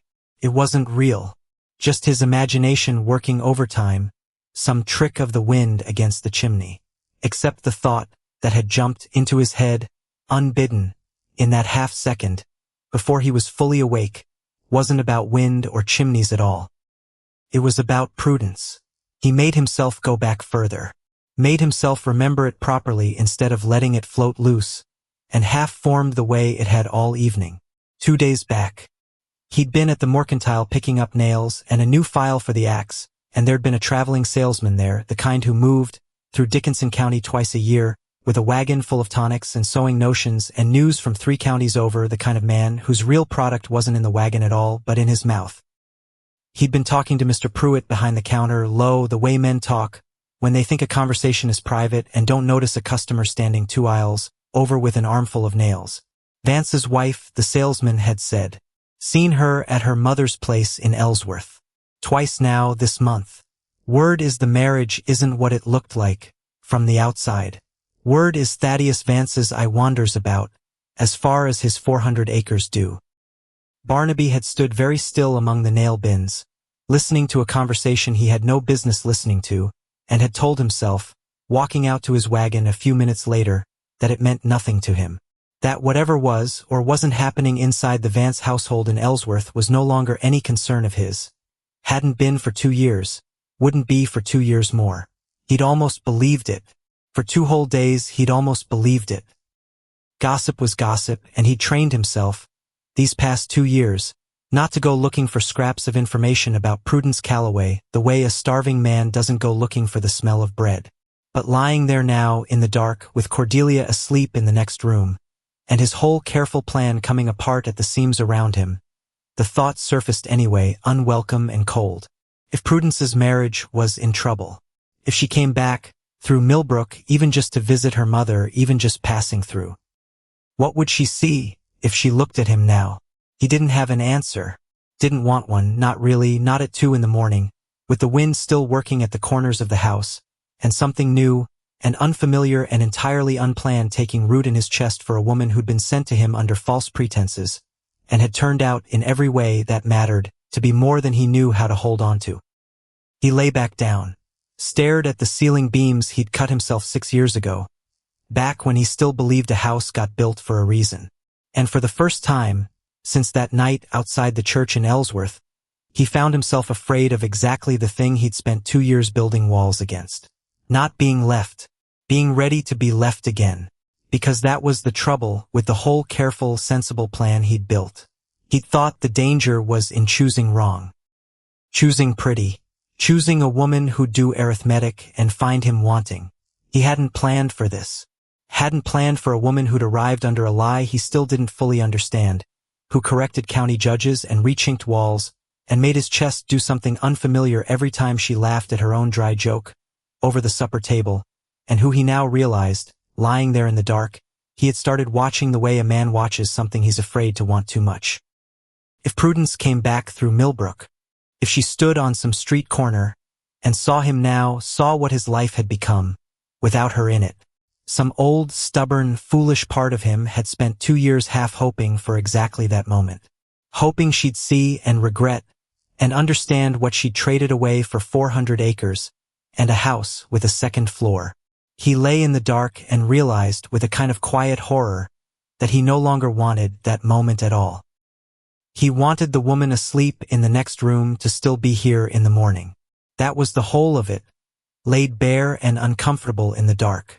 Not vengeance, not vindication, just her, still here, which terrified him considerably more than anything Prudence Calloway had ever done. Outside, the March wind kept working at Bitter Creek, worrying at the corners of the cabin the way it had worried at the corners of Barnaby Kestrel's life for 2 long years, and somewhere out past the dark fields, spring was coming on whether anybody in that cabin felt prepared for it or not. It would arrive, that spring, carrying with it a drought that hadn't announced itself yet. A neighbor with more land than patience, watching Bitter Creek with a calculating eye. A letter from Missouri that would land in the wrong hands before it landed in the right ones. And a woman named Prudence Calloway whose marriage was quietly, carefully coming apart in a house, with a second floor 40 miles away in Ellsworth, though neither Barnaby nor Cordelia knew it yet. None of that had happened. Not yet. For now, there was only a cabin on Bitter Creek, 2 people who'd started something neither of them fully understood, and a silence that, for the first time in 6 years, no longer felt like something wrong. Felt, Barnaby thought, drifting finally towards sleep, like something waiting to become right. Millbrook, Kansas. Summer, 1878. The rain stopped in June and didn't come back. Nobody noticed at first. That was the trouble with drought. It didn't announce itself the way a blizzard did. Didn't come screaming across the plain, with enough warning to brace against. Crept. 1 dry week became 2. 2 became a month, and by the time a farmer in Dickinson County looked up from his work and actually counted the days since the last real rain, the damage had already been done to the roots, quiet and patient, underground where nobody could see it happening. June had started well enough. Better than well if Barnaby was honest about it. Spring had rolled into early summer, soft and green, the corn coming up strong, the garden Cordelia had marked out, with sticks and string back in March, filling in row by row, until the scrubby half-acre behind the cabin had become something worth being proud of. She'd planted beans along the fence line, onions in neat borders, and a stubborn patch of squash that had started, by June, to sprawl in every direction like it was trying to claim the whole yard for itself. There had been good weeks in there, weeks Barnaby would look back on later, once the trouble started, with the particular ache of a man remembering a season he hadn't known enough to fully appreciate at the time. Sunday suppers that ran long, because neither of them wanted to be the one to end them. Evenings on the porch step, her reading aloud from one of the books off the shelf he'd built, the crooked second tier long, since fixed while he worked leather or whittled or simply listened, half to the words and half to the sound of her voice carrying them. There had been a night in early June, warm and still, when she taught him the names of stars her father had shown her, as a girl in Missouri, tracing constellations against the dark, with one finger, while he watched her face more than the sky. He hadn't known most of the names, hadn't much cared, if he was honest, whether he remembered them the next morning. He'd wanted the evening to keep going, was all. Wanted the particular quiet warmth of sitting beside her under a sky that felt, for once, like it belonged to both of them. There had been, too, a Sunday afternoon when Reverend Whitfield had raised, gently, the question of a wedding date, the arrangement having gone on long enough by then that even the most patient observers in Millbrook had started to wonder aloud when the trial period might turn official. Barnaby had asked her that same evening, awkward and stammering in a way that surprised them both, standing by the half-finished bookshelf, with his hat in his hands like he was back on that train platform all over again. "Spring," Cordelia had said, before he'd even properly finished asking. "After the calves come. Once there's green in the fields again." "That a yes, then?" "That's a yes, Barnaby Kestrel." She'd laughed at his obvious relief. "Did you think I'd say no, after everything? Man doesn't like to assume. Man should assume considerably more confidence than that, given the bookshelf and the harness mending, and the way you've been looking at me, since March, like I might vanish, if you blink too long." She'd kissed him then, easy and certain, and the date had been set for the following April, a decision that felt, that warm June evening, like the simplest and surest thing either of them had ever agreed to. Neither of them had known, sitting there planning a spring wedding under a sky full of stars, exactly how hard the road between June and April was about to get. That was June, good and easy and entirely unaware of what was coming. Barnaby noticed the trouble in July. He noticed because Bitter Creek, which had run steady and full every summer of his life, had started showing rock along its banks that hadn't seen daylight in years. He noticed because the corn, stubborn as ever, had stopped merely disliking him and started actively giving up, leaves curling in on themselves by midday the way a man curls in on himself against cold. He didn't say much about it at first, kept it to himself the way he'd kept most things to himself before Cordelia arrived, some old habit dying slow. Except she noticed too. Of course she noticed. She noticed everything, and by the second week of July she'd started walking out to the creek herself, morning and evening, marking the water level against a stick she'd driven into the bank, watching the numbers shrink day by day like she was tracking a fever in a patient too stubborn to admit he was sick. 2 inches since Tuesday, she told him one evening, coming in from her evening walk, boots dusty to the ankle. "I know. You didn't say anything. Wasn't sure there was anything worth saying yet." He didn't look up from the harness he was mending. "Might turn. August rains sometimes make up for a dry June. And if they don't?" He didn't have an answer for that one, just kept his eyes on the leather in his hands, working the awl through with more force than the job required, and Cordelia watched him for a long moment before deciding, wisely, not to push it further that night. Because that was the thing about Barnaby Kestrel she'd learned these past 4 months. He didn't run from hard truths. He just needed time to walk up to them at his own pace, the way a man approaches a horse he doesn't fully trust yet. Slow and steady, hand out, no sudden moves. She could give him that, for now. The squash kept sprawling through July, oblivious to the trouble in the ground beneath it, which struck Cordelia, watching it from the porch one evening, as a strange kind of mercy. Some things kept growing regardless of what the sky was doing. She held on to that thought longer than she probably should have, turning it over like a smooth stone because the alternative thoughts, the ones about corn yields and cattle feed, and winter coming whether the drought broke or not, offered considerably less comfort. The first time Garrett Stroud rode onto the property, Barnaby was up to his elbows in the well, checking the water table with a length of knotted rope, and didn't hear the wagon until it was already in the yard. Stroud owned the biggest spread in Dickinson County. Everybody knew that the way everybody knew the sky was up and the ground was down. 1,200 acres running along the ridge to the west, cattle numbers that made Barnaby's own herd look like a hobby, and a house in town, a real house, 2 stories with a wraparound porch that Stroud used mostly, as far as anybody could tell, to stand on and survey things. He was a broad man, going soft in the middle the way rich men do, with a handshake that came a half-second too firm, and a smile that never quite made it up to his eyes. Kestrel. Stroud didn't get down from his wagon right away. Just sat there, looking around the yard, the barn, the cabin, the way a man looks at property he's already started mentally redrawing the boundaries of. Been meaning to ride out. Heard you've got yourself some help these days. Got myself a wife, Barnaby said, which wasn't quite true yet, not on paper, but felt truer every week that passed. Cordelia. So I heard. Stroud's eyes drifted toward the cabin, where Cordelia had appeared in the doorway, wiping her hands on her apron. Whole town's heard, matter of fact. Quite the topic at the mercantile. Didn't send off for a wife to give the mercantile something to talk about. No. Stroud finally climbed down, boots hitting the dry dirt, with a sound that seemed, to Barnaby's ear, unnecessarily final. Suppose you didn't. Word is your creek's running low this year. Word travels fast. Word travels the way water does. Kestrel. Downhill. Toward whoever's willing to listen. Stroud walked a slow circle around the well, peering down into it like he was assessing its worth for purchase. Bitter Creek's one of the only sources in the county still running at all. My section's gone dry as a preacher's joke. Most everybody west of the ridge is in the same boat. Sorry to hear it. Are you? Stroud's smile widened, just slightly, and something in it made the back of Barnaby's neck go cold. I've got a proposition, if you're of a mind to hear it. Fair one. Wouldn't come out here wasting your time with anything less.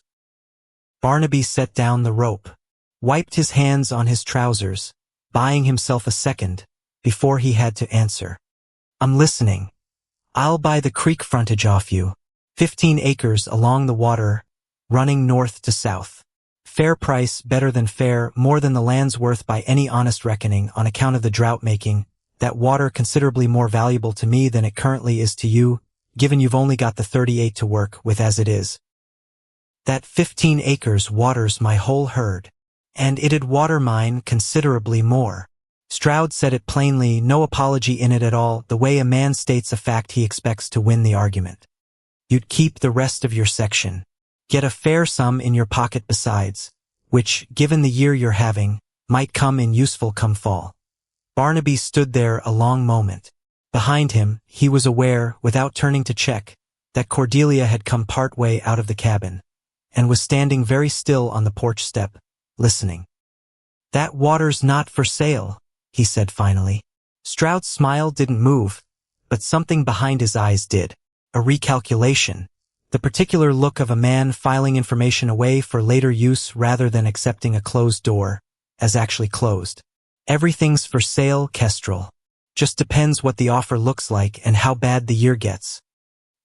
He glanced once more toward the cabin, toward Cordelia standing in the doorway, and something in the glance made Barnaby's jaw tighten, before he'd fully decided to be angry. Fine-looking wife you've got. Heard she's clever, too. Corrected Judge Thorne on the schoolhouse. Well, I understand. Bold thing to do, correcting a judge in public. She was right. I don't doubt it. Stroud's smile widened, thin as a knife's edge. Clever women make good partners, Kestrel, when a man's smart enough to listen to them. You do well to remember that, come decision time. There's not going to be a decision to make. There's always a decision to make. Questions just whether a man makes it while he's still got choices or waits until the choices get made for him. Stroud climbed back up onto his wagon unhurried, settling the reins in his hands like a man who had all the time in the world and knew it. You think on it. Drought's not done with us yet. This is only July. He touched his hat toward the porch, a gesture aimed at Cordelia that managed to be perfectly polite and somehow still unsettling all at once, and rode off down the road toward the ridge, dust hanging behind him in the still, dry air. Cordelia came the rest of the way down off the porch once he was gone. Stood beside Barnaby at the well, both of them watching the dust settle. I don't like him, she said. Nobody much does. Then why does everybody do business with him? Barnaby didn't have a good answer for that either. Just picked the rope back up, checked the water table one more time, and didn't much like the number the knots gave him. Stroud came back in early August, and this time he waited until he knew Barnaby was gone. Cordelia had been in the garden when she heard the wagon, and by the time she'd straightened up and wiped the dirt from her hands, Stroud was already climbing down. Alone this time, no pretext of a visit to make, just a man arriving, because he'd chosen the moment carefully. Mr. Kestrel's in town, she said, before he'd said a word. Bank business. I know.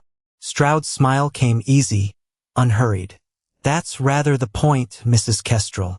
Or Miss Ashworth, I suppose, given the wedding's not happened yet. You've timed this.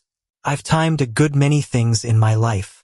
Comes with the territory of building 1,200 acres out of considerably less. He looked around the yard, the garden, the half-finished repairs to the barn roof Barnaby had been working on between chores. You've done good work here. I'll say that plainly. Farm looks better than it has in years. Is there a reason for this visit, Mr. Stroud? Or are you simply here to admire the garden? He laughed, short and genuine, the first unguarded sound she'd heard out of him. Direct. I like that. Suppose it's why you got the better of Judge Thorne that Sunday. He came a step closer, not threatening exactly, but close enough, that Cordelia found herself standing straighter, chin level, the way she'd learned to stand in rooms, where men expected her to shrink. I'll be plain with you since you seem to prefer it. Your husband's proud. Proud men make poor decisions when the alternative is admitting they need help. I think you're not proud in the same way. I think you see the numbers clearer than he does. You think I'll sell the creek behind his back. I think you're smart enough to know 38 acres whole, and drowning in debt isn't worth more than 23 acres clear and solvent. He said it plainly, no apology in it, the way he'd said everything else that day in July. I'd make the offer generous. Generous enough that whatever's left could cover the rest of the note besides, and you'd both start next spring, with clean hands instead of a deadline hanging over you. Cordelia stood very still, turning the offer over, and Stroud, watching her think, mistook the stillness for consideration. I'm not going to insult you by pretending I don't see what you're doing, she said finally. You're here because you think a woman's easier to talk sense into than a man with pride on the line. You think I'll do the arithmetic you want done, quiet, behind his back, and present it to him as already decided. I think you're practical. I am practical. Practical enough to know that a man who'd come to my home, while my husband's away, hoping to strike a deal I'd have to explain to him afterward, isn't a man I'd trust to hold up his end of any bargain, generous or otherwise. Her voice hadn't risen at all, which somehow made it land harder than shouting would have. The creek isn't for sale, Mr. Stroud. Not today. Not in August. Not whatever the numbers say by January. And I'll be telling my husband about this visit the moment he's home, in full, because that's what together means where I come from. Stroud studied her a long moment, something unreadable moving behind his eyes. You'll regret that decision, he said. Come winter. Maybe. She held his gaze, unflinching, the same way she'd held it stepping off a train 5 months back. But I'd rather regret a decision I made honestly than live comfortable with one I made in the dark. Good day, Mr. Stroud. He left without another word, and Cordelia stood in the yard along, while after the dust had settled, hands trembling slightly now, that there was nobody left to see it, and found, once the shaking passed, that she was not afraid. She was angry, which was, she decided, walking back to the garden, the considerably more useful of the two. August brought no rain. Barnaby had stopped expecting it to, somewhere around the second week, though he kept checking the sky each morning out of a stubbornness he couldn't quite explain even to himself. He came home, that evening from town, to find Cordelia waiting for him on the porch step, before he'd even gotten the wagon fully stopped, and something about the set of her shoulders told him, before she'd said a word, that the day hadn't gone quietly. She told him everything. The visit, the offer, the particular careful cruelty of Stroud choosing the hour he knew Barnaby would be gone, and Barnaby listened, with his jaw going tighter by the sentence until, by the end, his hands had curled into fists at his sides, without his fully noticing. He came here, while I was in town. He did. To you. Alone. Barnaby. She put a hand on his arm, steady, grounding. I sent him off. I'm not made of glass. That's not the point. He was already turning toward the barn, toward his horse, some old fury rising in him he hadn't felt in years, not since the church in Ellsworth, though this fury had a considerably cleaner target. Man's got no business coming onto this property when Barnaby, sharper now, enough to stop him, riding out to Stroud's tonight, angry, accomplishes exactly nothing except handing him a reason to call the note early on grounds of harassment. You know that. Think it through. He stood there, chest heaving slightly, and made himself, with effort, think it through. You're right, he said finally, the words coming hard. I hate that you're right, but you're right. I usually am. A ghost of a smile, there and gone, an attempt to lighten what hadn't quite finished being heavy. He wanted me to make the decision without you, wanted to divide us, before he moved to conquer, same as any siege. I wasn't going to give him that. Barnaby looked at her a long moment, the anger draining slowly into something else. Gratitude, maybe, or something closer to awe. For months ago I asked for a wife who'd be grateful and simple, he said. Man came onto my land today trying to buy off exactly the kind of wife I actually got instead. Reckon that tells you something about which one's worth more. It tells me you're finally starting to do the arithmetic right, Cordelia said, and this time the smile held. The corn was mostly lost by then. Not all of it. Enough survived to matter, enough to keep the year from being a total ruin. But the numbers Cordelia kept in, that careful ledger of hers, had started telling a story neither of them much wanted to hear out loud. She showed him the figures on a Sunday evening, candle burned low, the two of them at the table the way they'd taken to sitting most nights now. Her with the ledger, him with whatever mending needed doing. We'll need to borrow, she said. No preamble. She'd never been one for preamble. Feed for the cattle through winter on top of what the corn should have covered. I've run the numbers 3 different ways. They all land in the same place. How much? She told him. He sat with the number a moment, turning it over the way he turned, over everything hard, slow and careful, no sudden moves. Pruitt's bank will carry it, he said finally. Done business with him for years. Fair rates, mostly. And if the drought runs into next year too, then we'll figure that out next year.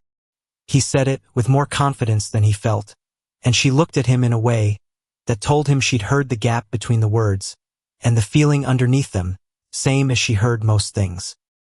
Barnaby, I'll ride in Monday. Talk to Pruitt directly. It'll be fine. She didn't push it, just reached across the table and covered his hand, with hers, brief, warm, gone again almost, before he'd registered it had happened, and something about the smallness of the gesture settled him more than any amount of talking could have. We'll figure it out, she said. Together. That's the whole point of together, isn't it? He looked at her a long moment in the candlelight. Thought about the letter he'd written back in March, the one asking for homely and grateful and simple, and thought about how far that letter had missed the mark and how glad, in the end, he was that it had. Yeah, he said. Suppose it is. Monday's ride into town went about, as well as Barnaby had hoped, which was to say, adequately, with an undercurrent he didn't much care for. Mr. Pruitt's bank sat on the corner of Millbrook's single-reel street, a squat brick building that looked more solid than the town actually was, and Pruitt himself, soft-handed and given to long stretches of talking about himself, as Cordelia had once described him secondhand, through Beatrice's matchmaking efforts back in Independence, greeted Barnaby with the careful warmth of a man who made his living being careful and warm in equal measure. Sit, sit. Pruitt gestured to the chair across from his desk, straightening papers that didn't need straightening. Bad year, this one. Talked to near every rancher in the county this month. Seems like. You're not alone in your troubles, Mr. Kestrel, small comfort as that might be. Comfort's comfort, however small. Barnaby sat, sack of figures Cordelia had prepared resting on his knee. Wife did the numbers. Should be all you need. Pruitt took the papers, adjusted his spectacles, and Barnaby watched him read. The small sounds of appreciation he made at the neat columns, the careful notation. Your wife keeps a fine set of books. Pruitt looked up, something like genuine respect in his expression. Wish half the ranchers who walk through that door brought figures half this organized. Would save us all considerable time. She's particular about numbers. Good trait in a farm wife. Better than particular about anything else, if you take my meaning. Pruitt chuckled at his own joke, and Barnaby offered a thin smile in return. Not much in the mood for banking humor. Droughts hit everybody hard this year, Pruitt said, sobering, setting the papers down. You're not alone in coming to me, Mr. Kestrel. I've extended paper to half the county already. Can you extend it to me? Pruitt was quiet a moment, studying the numbers, and something in his hesitation made the back of Barnaby's neck prickle the same way it had in the yard with Stroud. I can, Pruitt said finally. Rates'll be a shade higher than you're used to, given the risk this year carries generally. But I can carry the note. Fine by me. There is one thing. Pruitt set the papers down, folded his hands, and Barnaby recognized, watching him, the particular posture of a man about to say something he'd rather not. I've had to sell off some of my paper this season. Spread the risk, given how many notes I've extended. Nothing unusual in that, understand. It's common practice in a hard year. But I want you going in with clear eyes. Your note might not stay with me the whole term. Who'd it go to? Pruitt hesitated again, and that hesitation told Barnaby most of what he needed to know, before the man ever said the name out loud. Mr. Stroud's expressed interest in acquiring several notes this season. He's got the capital for it, more than most, given his own operations weathering the drought better than most anyone's. Pruitt cleared his throat. I'm not saying yours will go to him specifically. Just that I can't promise it won't. Barnaby sat very still, because he understood, in that quiet brick office, exactly what he was looking at.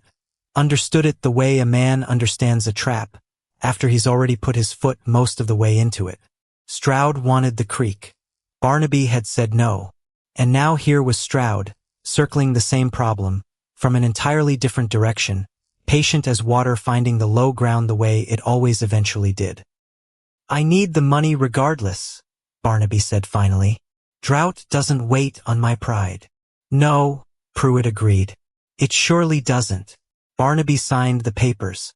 Rode home with a knot in his stomach that hadn't been there that morning and didn't mention any of it to Cordelia that evening, not the part about Stroud, not yet, telling himself he was sparing her worry, when really, if he was honest with himself in the dark quiet of that cabin, he was sparing himself the conversation. It was a mistake. He'd understand that later. But that evening it felt like mercy. Barnaby learned the fuller shape of Stroud's ambitions a week later, from Otis, who'd heard it, from a man who'd heard it, from someone in Topeka with actual business dealings in railroad speculation, the kind of information that traveled through Dickinson County in a game of whispers, that usually lost most of its accuracy along the way, though this particular whisper, Barnaby would come to learn, had more truth in it than most. Spur line, Otis said low, the two of them leaning against the fence at the feed store, while their horses drank. Railroads looking to run a spur down through the county, connect up with the main line at Salina. Talk is they need a reliable water source along the route for the steam engines, somewhere they can build a depot and a water tower both. and Stroud figures Bitter Creek. Stroud figures Bitter Creek's the only water in the county that runs steady enough to guarantee it, drought or no drought, on account of it being spring-fed further up pasture land. Otis spat into the dust, uncomfortable delivering the news. Man who controls that water when the railroad comes through stands to make considerably more than 1,200 acres of cattle ever paid him. We're talking depot fees, land values doubling overnight, the whole county reshaping itself around wherever that water sits. Barnaby stood very still, the whole shape of it settling into place with the particular clarity of a puzzle finally showing its picture. It wasn't really about the drought at all. The drought had just been the opening Stroud needed, the crack in the door he'd been patient enough to wait for. He'd wanted that creek long before this summer ever turned dry, wanted it bad enough to buy up a struggling rancher's note the moment the opportunity presented itself, wanted it the way a man wants something he's already spent months, maybe years, quietly building toward. That true? Barnaby asked. About the railroad. Can't say for certain. County's small enough that half of what travels through here as fact started out as somebody's hopeful guess. Otis shrugged, but his eyes were serious. What I can say is Stroud's been riding the ridgeline more than usual this fall, and he's not a man who rides for pleasure. He's calculating something, Barnaby. Whatever it is, your creek's sitting right in the middle of it. Barnaby rode home that evening with the knowledge sitting heavy in his chest, considerably heavier than the drought, or the debt alone had managed on their own. Because this wasn't simply a wealthy man taking advantage of a hard year. This was a wealthy man who'd seen an opportunity worth a fortune, and had decided, calm and patient, as water finding low ground, that a struggling neighbor's 38 acres was an acceptable casualty on the way to getting it. He told Cordelia everything, that night, the whole of it, and watched her face go through the same slow, settling understanding his own had gone through on the ride home. So it was never really about the drought, she said quietly. Drought was just the door he needed. Would have found another one eventually, I expect, if this hadn't come along. Barnaby stared into the fire, jaw tight. Makes it worse, somehow, knowing he's not desperate. Knowing he's just patient and rich enough to afford being patient, while we're the ones running out of time. Then we make patience cost him something too. Cordelia's voice had gone hard again, the steel he'd come to recognize as her particular answer to unfairness. If the whole county learns what he's really after, learns he's willing to foreclose on a neighbor in the dead of winter to get it, that's not a story that helps him when the railroad men come through wanting to do business with a man the whole region trusts. Reputation's worth something too, Barnaby. Maybe more than he thinks. Barnaby looked at her a long moment, something steadying in his chest despite everything. Judge Thorne said near the same thing, he said. About what a town would let a man get away with. Then maybe it's time we found out exactly what this county's willing to let him get away with. September brought the county fair, a modest affair by the standards of anywhere with real money behind it, but the largest gathering Dickinson County managed all year, and Cordelia had been looking forward to it for weeks in a way that surprised Barnaby a little, given how little fuss she made about most things. I entered preserves, she admitted, the morning of, checking the jars one final time before they loaded the wagon. Peach, and the biscuits if there's a category. There's a category. How do you know that? Every year for 6 years I've watched Mrs. Ledbetter win it. He almost smiled. Figured this might be the year that changes. The fairgrounds sat on a flat stretch of land just north of town, strung with bunting, that had seen one too many summers. The colors faded to the particular pastel of things left too long in Kansas sun. Barnaby hadn't been in 3 years, had lost the taste for it somewhere in the lonely stretch, after Prudence, but walking the grounds now, with Cordelia's arm, through his, he found himself noticing things he'd forgotten. The smell of roasting corn, the particular music of an auctioneer's chant, fast and rhythmic, rolling out over the cattle pens. Children chasing each other between wagon wheels, shrieking with the specific joy of a day off from chores. It was. Cordelia took the ribbon for baked goods, and the preserves category besides, and stood at the judging table afterward accepting congratulations, from women who, for months back, had crowded into her kitchen to determine whether the biscuits were rumor or fact. Now they crowded around her for an entirely different reason, and Barnaby watched, from a short distance, holding both their coats, feeling something warm and unfamiliar settle into his chest. Mrs. Ledbetter, gracious in defeat in a way that surprised him, came over herself to shake Cordelia's hand. "Fair's fair. Best I've tasted, and I've been baking longer than you've been alive, dear. You'll have to actually give me that recipe now. The real one. I told you it's a family secret." "It's from a pamphlet," Mrs. Ledbetter said, dry as August dust. "Otis told me weeks ago. I let you have your secret because it was funnier that way." Cordelia laughed, surprised, and Barnaby found himself laughing too, the sound catching him off guard the way it still sometimes did. 6 months into a life he hadn't known how to picture back, when he'd sat at that table writing a letter to strangers in St. Louis. Pride again. He was getting used to the shape of it by now. Wasn't sure he'd ever fully trust it, but he was getting used to it. There was music later, a fiddle and a borrowed guitar, and one enthusiastic, if not entirely reliable drum, and dancing on a stretch of ground trampled flat by generations of exactly this same fare. Barnaby didn't dance, hadn't in years, had told himself dancing was a young man's foolishness he'd outgrown along with most other foolishness. Cordelia pulled him out onto the flattened ground anyway, laughing at his protests, and he found himself, for songs later, considerably worse at dancing than he remembered being, and not minding at all. She laughed at his missteps, forgave them with a squeeze of his hand, and somewhere in the middle of that third song spinning slow under a sky just starting to go orange with evening, Barnaby thought with the particular clarity that sometimes arrives in the middle of an ordinary happy moment, that he had never once, in 36 years, felt this simply and completely glad to be exactly where he was standing. He almost told her so, opened his mouth to say it, some version of it, the words sitting right there on his tongue. Then the song ended, and the moment passed, and he told himself there'd be another chance to say it. Later, when the words came easier. There would be, just not before September finished testing them first. It was later, that afternoon, standing near the horse pens, with Otis Ledbetter, that Barnaby first heard the whisper that would unravel the rest of his September. "Heard something odd?" Otis said low, watching the auction ring rather than Barnaby directly. The way men in Dickinson County discussed anything uncomfortable. "Fella came through from Independence last week. Salesman type. Mentioned your wife's name to my Martha at the Mercantile."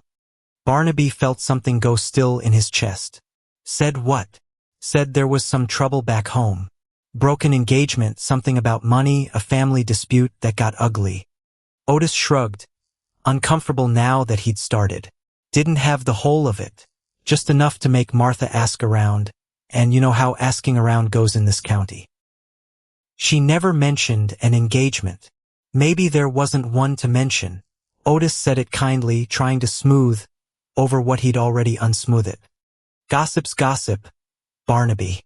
Half of what travels through this county by way of salesmen and drifters wouldn't survive 5 minutes of actual scrutiny. Barnaby nodded, said something non-committal, went back to find Cordelia among the preserve jars, with a knot in his stomach that had nothing to do with drought or debt at all. Because here was the thing that scared him, standing there in the September sun, with the fair going on around him, laughter and auction calls, and the smell of roasting corn drifting past like none of it mattered. He didn't actually know that much about her past. Not really. He knew Independence, Missouri, knew a sister named Beatrice, knew she could cook and mend and argue a county judge into reconsidering a well site. He didn't know about any engagement, didn't know about any money trouble, and some old, familiar, unwelcome part of him, the part that had stood outside a church in Ellsworth 2 years back, and watched a woman choose 400 acres, over him sat up very straight and started quietly doing arithmetic of its own. He didn't ask her that night, told himself he needed more information first, that Otis's secondhand gossip wasn't worth disturbing 4 good months over. The next day he watched her differently. Couldn't help it. Watched the way she moved through the kitchen, the way she signed her letters to Beatrice, the small private smile she wore sometimes reading, and found himself, despite every intention not to, hunting for something he couldn't name. Evidence, maybe, of a lie, or a secret, or some hidden angle he'd been too blind, or too grateful to see. He hated himself a little for it. Did it anyway. The second day was worse. He caught himself at the well mid-chore, having stood there for a full 5 minutes, without pulling a single bucket, just turning the name Weston Talbot, over and over like a stone he couldn't put down. Money trouble, broken engagement, family dispute that got ugly. Otis's words, second-hand and thin, and yet they'd lodged somewhere behind Barnaby's ribs, and wouldn't shake loose, because that was the trouble with old wounds he was starting to understand. They didn't heal so much as go quiet, waiting for something to come along, and press on them again. And this pressed exactly where Prudence had left a mark 2 years back, exactly where a man learns to expect betrayal even from people who've given him no real reason to. He told himself, the second night, lying awake beside her sleeping form, that he was being unfair, that 4 months of biscuits, and mended fences, and honest ledgers ought to count for more than one salesman's half-remembered gossip. He believed it, mostly, until the anger crept back in around 3 in the morning, quiet and patient, the way anger does, when a man's too tired to keep arguing with it. He asked her 3 days later instead, and it came out worse for having waited. They were at the supper table. Ordinary evening, nothing different about it, until Barnaby set down his fork, with more force than the moment called for, and said without any preamble at all, "Who's Weston Talbot?" Cordelia went very still. "Where did you hear that name?" "Doesn't matter where. It matters to me." Her voice had gone careful, measured, the same tone she used walking a nervous horse. "Barnaby, where did you hear it?" "Otis." "From his wife. From a salesman passing through who apparently knew more about my own wife's history than I do." He heard his own voice rising, and couldn't quite stop it. "There was an engagement. Something about money. You never said a word." "Because it never came up. It should have come up." He was standing now, though he didn't remember deciding to stand. "Cordelia, we're 4 months into this. I told you everything. Every full detail about Prudence, about the letter, about why I asked for what I asked for. And you never once mentioned. You never asked. I shouldn't have to ask about a broken engagement. And I shouldn't have to explain myself for something. That wasn't my fault." Her voice had gone sharp now too, the careful measure cracking. "You want to know about Weston Talbot? Fine, I'll tell you. But you don't get to stand there looking at me like I've done something, Barnaby Kestrel, not until you've actually heard it." The silence that followed had teeth in it. "Then tell me," he said. So she told him about the dinner party, about the ledger, the $200, the number that had been wrong, and the moment she'd said so out loud in front of 6 guests, because some part of her had simply seen the error the way you see a crooked picture frame, and hadn't thought in that moment about anything beyond the simple fact of it being wrong. Told him about Weston's face going the color of old paste. About the engagement dissolving, over the following weeks, quiet and polite, and never once explained honestly to anyone. Told him what Weston had said about her afterward, to anyone who'd listen, that she'd overstepped, that a woman with opinions like that would make a difficult wife. "That's the money trouble your salesman heard about," she said. "Not mine. His family's. I found an error that would have cost them $200, and instead of thanking me, they decided the appropriate response was to make sure all of Independence believed I was the one who'd caused a problem." "Why would they do that?" "Punish you for being right. Because being wrong in front of 6 dinner guests was more than Weston's pride could survive, and it's considerably easier to survive a wound like that by making the person who caused it into the villain of the story." Her voice had gone flat, tired, the particular exhaustion of explaining something she'd explained to herself 100 times already. Alone, in the dark, long before she'd ever had to say it out loud to another living soul. You'd be surprised how fast a story rewrites itself once enough people have a reason to want it rewritten. I wouldn't be surprised. I watched half this county decide things about my own marriage prospects after Prudence, none of which had much to do with what actually happened between the two of us. Then you understand. She looked at him, something raw and unguarded in her face now. I understand it too better than most, which is exactly why I built the wall I built, Barnaby. Why I wrote that letter the way I wrote it back in March. I was so tired of being the villain of somebody else's convenient story that I decided to write my own, plain and unremarkable, where at least I got to control what people believed about me before they'd even met me. Barnaby stood there, all the anger draining out of him at once, replaced by something considerably worse. Shame. Cordelia, I didn't know. No, you didn't. Because I never told you. She was quiet a moment, looking down at her hands, and when she spoke again her voice had lost its sharpness, gone raw and tired instead. I told myself it wasn't relevant, that it happened in Missouri, and Missouri was behind me. But that's not really why I kept it back, is it? Why did you? Because the last time I told the truth about myself in front of people I trusted, it cost me everything. My engagement, my reputation in independence. 2 years of my aunts asking at every family gathering what precisely was wrong with me that no man wanted to keep me. She looked up at him then, eyes bright, unflinching, the same look she'd worn stepping off that train 5 months back. I learned to stay quiet, Barnaby. Learned it the hard way. And staying quiet almost cost me you tonight, which tells me maybe it was never the right lesson to learn in the first place. The cabin was silent except for the stove settling, a small tick of cooling iron in the quiet. I'm sorry, Barnaby said finally, for asking it wrong, for letting Otis's wife's gossip get further into my head than your 4 months of standing in this kitchen ever did. You believed a stranger's version before you believed mine, for about 10 minutes. Then I asked you. He came around the table, slow, the way you approach something you're not sure will hold your weight. I'm not proud of the 10 minutes, but I'm not going to pretend they didn't happen either. Cordelia looked at him a long moment. No more staying quiet, she said. Either of us. Whatever it costs. Whatever it costs, he agreed. He reached for her hand across the table, and she let him take it, and something that had been holding tight in both their chests for 4 months, without either of them fully naming it, loosened just slightly in the quiet of that cabin. It wasn't fixed. Not entirely. Some things, once said out loud, take longer than a single evening to fully settle. But it was closer to fixed than it had been an hour before, and for that night that was enough. The gossip didn't die quietly.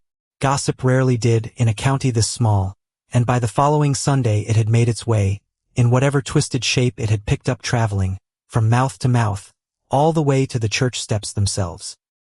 Cordelia heard it directly this time, rather than secondhand through Otis. 2 women she barely knew, standing near the collection box, not troubling themselves to lower their voices, as much as the situation probably called for. Some scandal back in Missouri is what I heard. Broke off an engagement over money, if you can believe it. Explains why a woman, that handsome, ended up out here, doesn't it? Wonder what Kestrel really knows about her. Cordelia stopped walking, stood very still on the church steps, and felt, for one long moment, every old instinct rise up in her at once. The instinct to shrink, to hurry past, to let the story stand uncorrected, because correcting it meant drawing more attention to a wound she'd have preferred nobody ever looked at directly. Then she thought of Barnaby, 3 nights back, saying no more staying quiet, whatever it costs, and something in her straightened instead. She turned, walked directly toward the 2 women, who went the particular shade of pale that comes from being overheard saying something you'd hoped would stay private. I did break an engagement, Cordelia said, plain and clear, pitched to carry considerably further than the 2 women in front of her.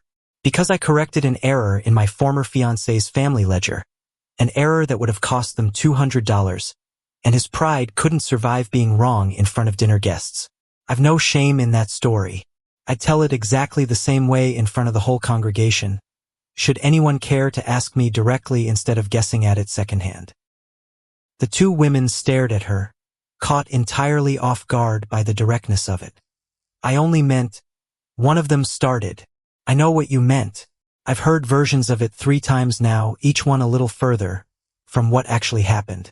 Cordelia's voice softened, just slightly, not out of weakness, but out of something closer to genuine understanding. I don't fault anyone for being curious. Just ask me plain next time, rather than guessing in whispers. I'll give you the truth. It's a considerably better story than the rumor, if you want my honest opinion, on account of it being true. She walked on into church, chin level, and behind her, she heard, faint but unmistakable, the beginnings of a very different kind of whisper starting up in her wake. That woman's got spine. Word of the exchange reached Barnaby by way of Reverend Whitfield himself, who mentioned it with poorly concealed amusement the following week, and Barnaby, hearing the account, felt something in his chest swell up, so full he had to look away for a moment, before he trusted his own face. She just told them, straight out. Straight as an arrow from what I gather, Whitfield said. Might be the bravest thing I've seen out of anyone in this congregation in some years, Kestrel, and I've watched grown men stand up and confess considerably worse sins than a corrected ledger. Barnaby rode home, that day thinking less about the deadline, less about Stroud, and more about the particular fortune of a man who'd once written a letter asking for grateful and simple, and had instead been given someone who'd stand on a church step and turn an entire town's whispers into her own plain, unashamed truth. Prudence Vance came back to Millbrook on the second Tuesday of October, and the whole town knew about it within the hour the way the whole town knew about everything. She was staying with her mother, word went, just outside town on the old Calloway place, and the reasons for the visit ranged, depending on who you asked at the Mercantile, from a simple family matter to something considerably more serious involving her marriage to Thaddeus Vance. Barnaby heard about it from Otis, again over fence posts this time instead of horse pens, and felt something complicated move through him that he didn't much care to examine. Not longing exactly. He was fairly sure it wasn't longing. More like the particular unease of hearing that an old wound, long since scarred over, was standing at the county line deciding whether to walk back in. He didn't seek her out. Told himself that mattered, that a man who wasn't seeking somebody out couldn't rightly be blamed for what happened. If their paths crossed anyway, small county being what it was. Their paths crossed on a Thursday, outside the Mercantile, Barnaby coming out, with a sack of nails under one arm, and Prudence coming in with her mother, and there was a moment, standing there on the boardwalk, where neither of them said anything at all.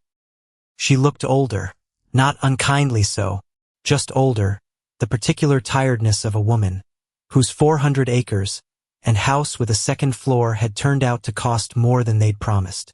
Barnaby, Prudence. He nodded, careful, the way you nod at whether you're not sure has finished with you yet. Heard you were back. Just visiting. Mother's not been well. Pause, longer than the sentence needed. You look well. I am well. I heard you married. The woman from Missouri. Not married yet.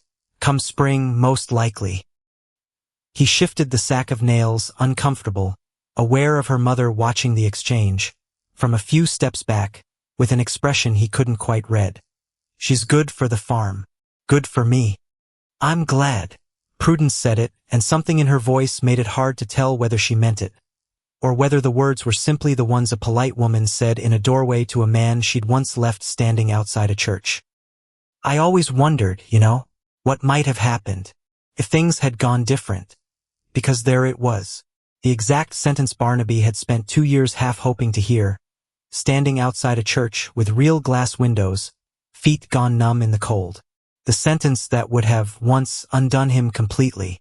It landed strange now, distant, like weather passing over a field that had already been harvested. Things went how they went, he said. Worked out in the end. For both of us, I expect, once the dust settles on your end same as mine did on mine. Prudence looked at him a long moment, something shifting behind her eyes, disappointment maybe, or recognition, or some combination of both, that a woman feels when she realizes a door she'd left cracked has finally, quietly closed all the way. I hope it does, she said. Truly, Barnaby. I hope she's good to you.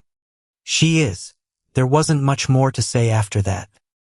She went in with her mother. He went to his wagon, sack of nails still under his arm, and stood there a moment in the October light, taking an inventory of himself the way Cordelia might take inventory of a pantry, checking for damage, for old wounds torn open, for anything left over from 2 years of careful walls. He found less than he'd expected, which was, he understood, riding home its own kind of answer. The second time he saw Prudence, it wasn't nearly so simple. It happened at the Reverend's harvest supper, 2 weeks later, an event Barnaby had almost skipped, given everything sitting heavy on his mind about the note, and the deadline creeping closer by the day. Cordelia had talked him into going anyway, arguing that a farm never got saved by 2 people sitting home stewing, over numbers that wouldn't change from stewing, and that an evening of decent food and other people's company might do them both some good. Prudence was there. Alone, her mother having stayed home with a headache and something in her face, when she saw Barnaby and Cordelia arrive together, told him, before a single word passed between them, that alone had not been her plan for the evening. She found him near the cider table, Cordelia having drifted off to speak with Mrs. Ledbetter about a preserving question, and there was a rawness to her that hadn't been there outside the mercantile. "Thaddeus isn't coming for me?" she said. No preamble at all. The words tumbling out like she'd been holding them along, while and simply couldn't anymore. "Not this month. Maybe not ever. There's a woman in Ellsworth, Barnaby. There's been a woman in Ellsworth for the better part of a year, and everyone in that town knew it before I did." He didn't know what to say to that. Stood there with a cup of cider going warm in his hand, feeling the old careful part of himself reach for something protective to say, and finding, to his own surprise, that the protectiveness wasn't quite there anymore, not in the shape it used to be. "I'm sorry to hear it," he said finally, and meant it, just not the way she was hoping he'd mean it.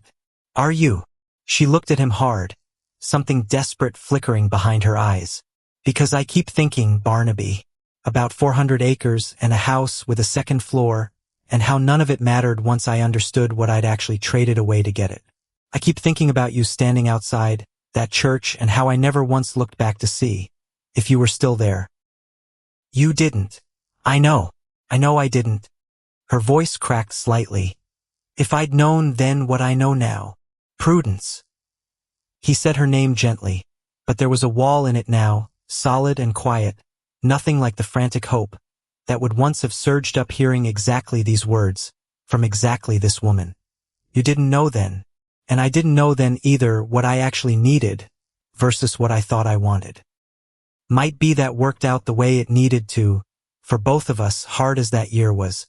You've changed. I have. Because of her." It wasn't quite a question. Because of her. He agreed and felt saying it, a kind of settling certainty he hadn't expected to feel standing this close to a wound he'd once thought would never fully close. "I asked for something plain and simple 2 years back, Prudence, because I was scared of exactly what you're standing here asking me for now. A second chance to be left again. She never gave me the chance to be scared of that. Just showed up and made herself impossible to be scared of losing, which I understand now is a considerably braver thing to offer a person than 400 acres ever was." Prudence stood very still, something breaking gently behind her eyes. Not anger, something closer to grief. "I hope she knows how lucky she is," she said finally. "I'm the lucky one."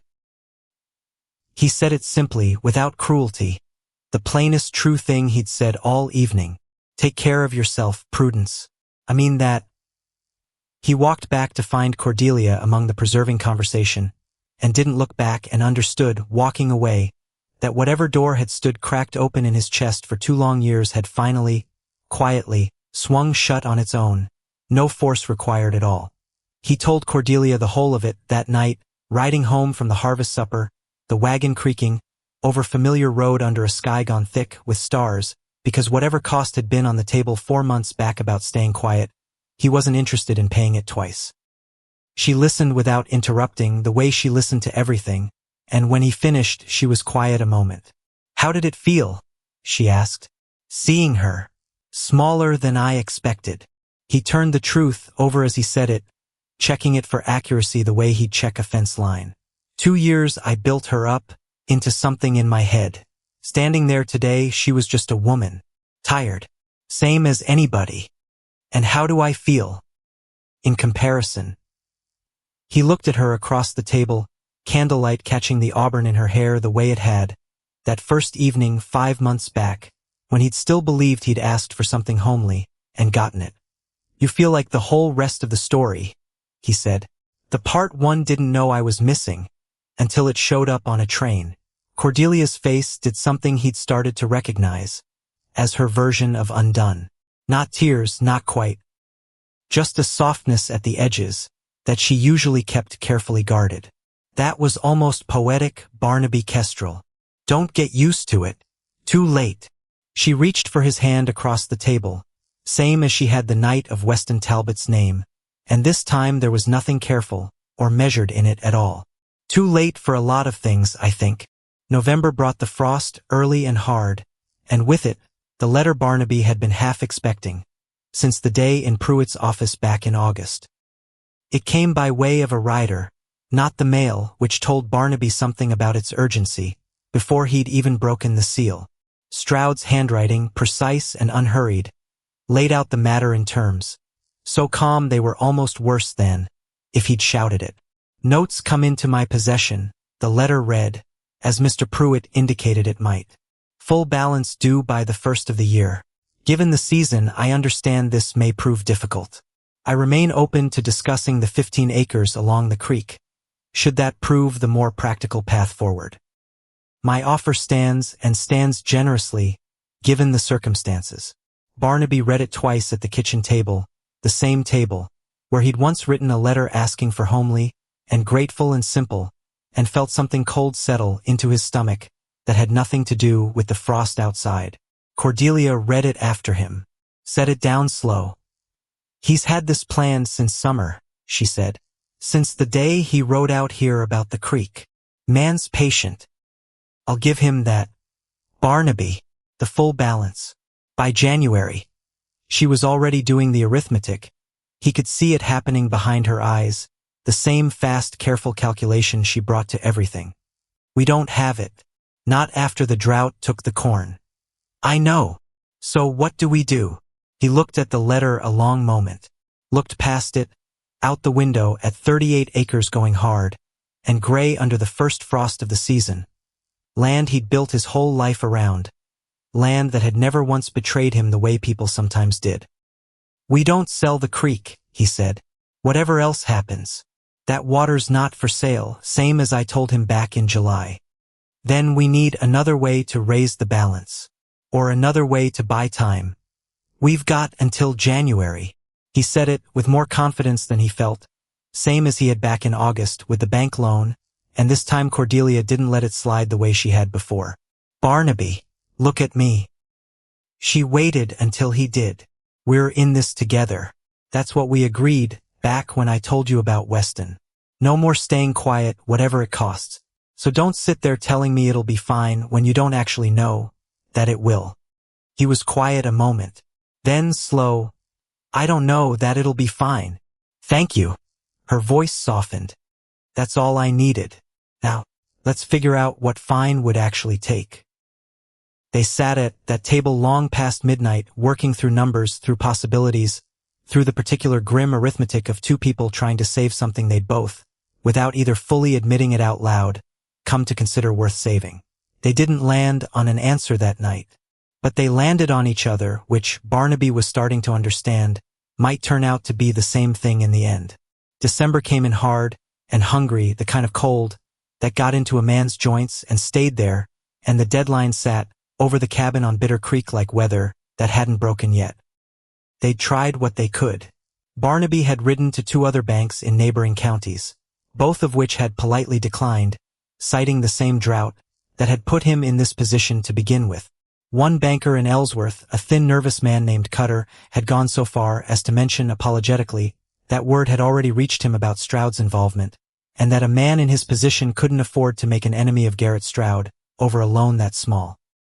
"Small to you," Barnaby had said, standing in Cutter's office, with his hat in his hands the same way he'd stood on that train platform back in March. "Everything I own to me." Cutter had looked genuinely sorry, hadn't changed his answer. Cordelia had written to Beatrice, a careful letter asking, without quite asking, whether the family had anything to spare, and had gotten back a kind, apologetic no, Beatrice's own household stretched thin by a hard year of its own. She'd cried reading that letter, alone in the back room, quiet enough that Barnaby hadn't heard, and had washed her face before supper and said nothing about it, because some habits she was learning took longer than a single honest evening to fully unlearn. Judge Thorne, when Barnaby finally worked up the nerve to ask, explained gently that there was little the law could do to slow a note once it had legally changed hands, Stroud having done everything, infuriatingly, by the book. He'd sat with Barnaby along, while in his office above the mercantile, turning the papers over, checking for any loophole, any technicality, and had found none. "Man's careful," Thorne admitted finally, setting the papers down. "I'll grant him that much, sorry as I am to grant him anything. Whatever else Garrett Stroud is, he's not sloppy. So there's nothing. Legally, no. Not that I can find."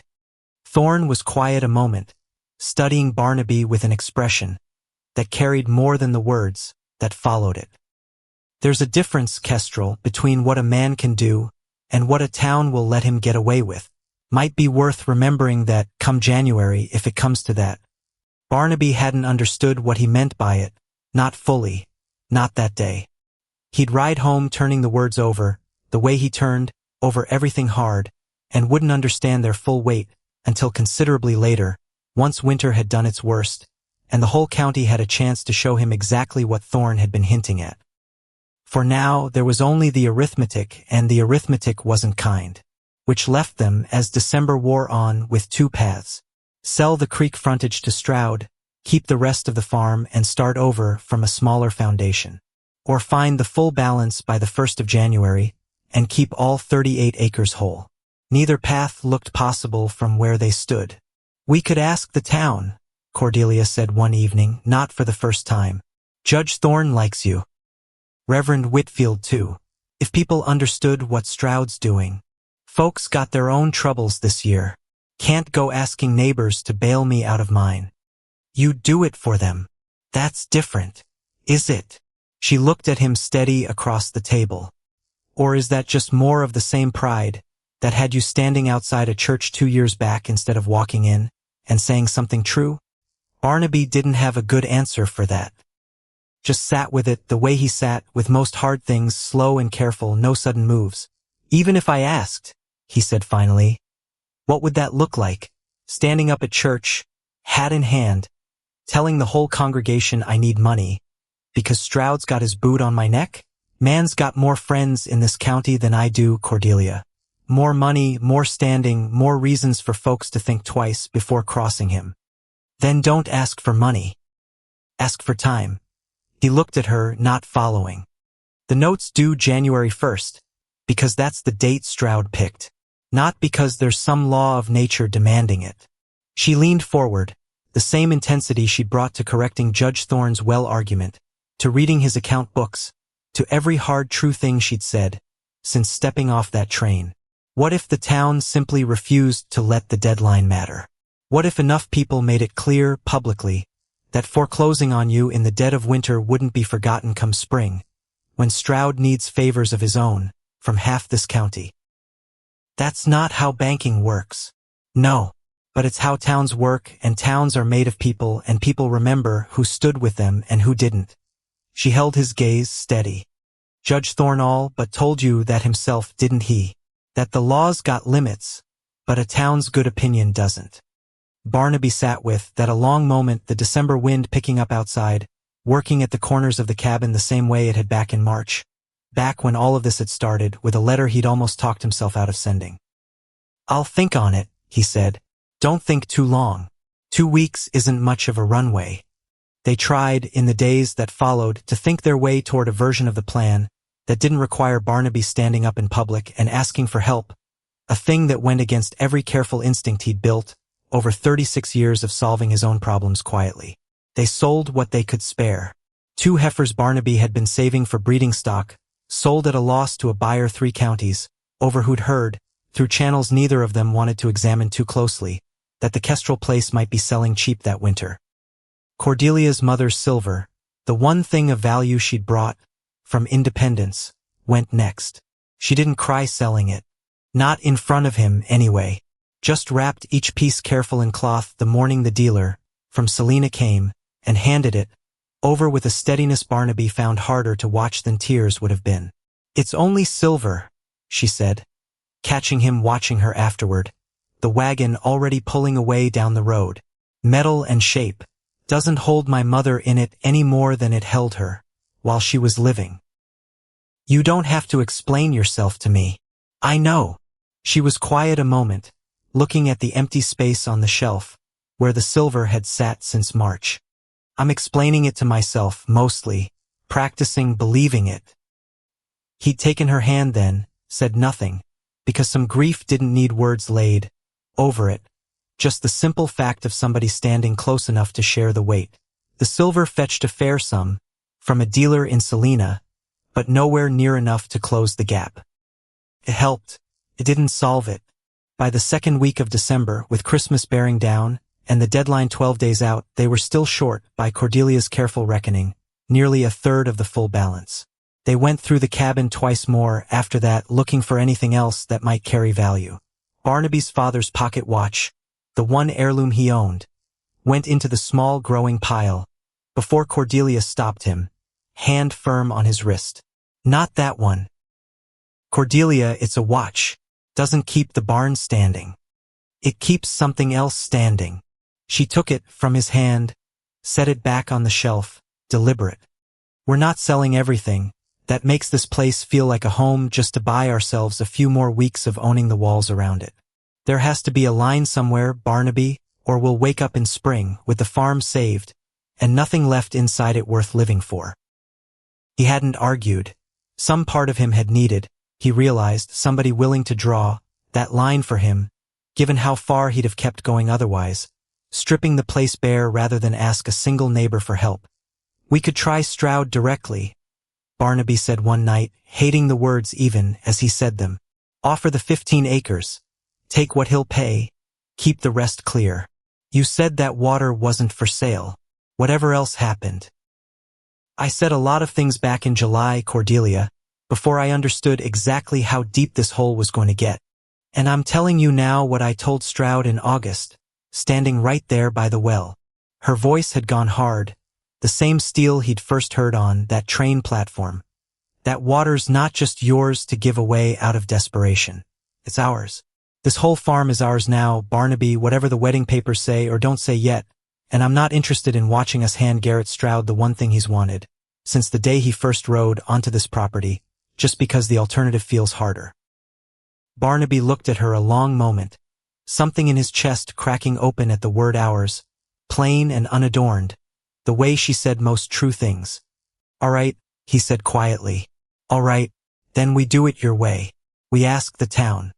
Reverend Whitfield received them the following Sunday, after service, in the small office behind the chapel, that smelled of old paper and candle wax, and listened to the whole of it without interrupting, the way Cordelia listened to things, patient and full of attention. "Stroud's a member of this congregation," Whitfield said carefully once they'd finished. "Sits 3 pews back, every Sunday, generous with the collection plate besides. I'll not pretend that doesn't complicate matters some." "We're not asking you to condemn him from the pulpit, Reverend," Cordelia said. "Just asking whether there's a way to let this county know what's happening.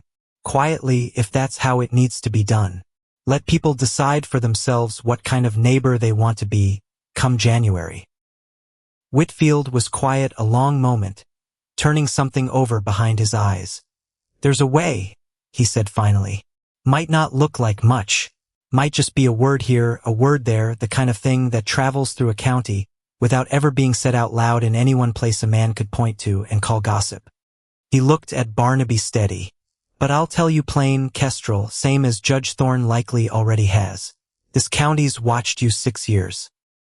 Watched you work that land alone after Prudence, watched you send off for help when the loneliness got to be too much, watched your wife win the preserving ribbon fair, and square off the back of an actual gift instead of just a pretty face. A small, tired smile.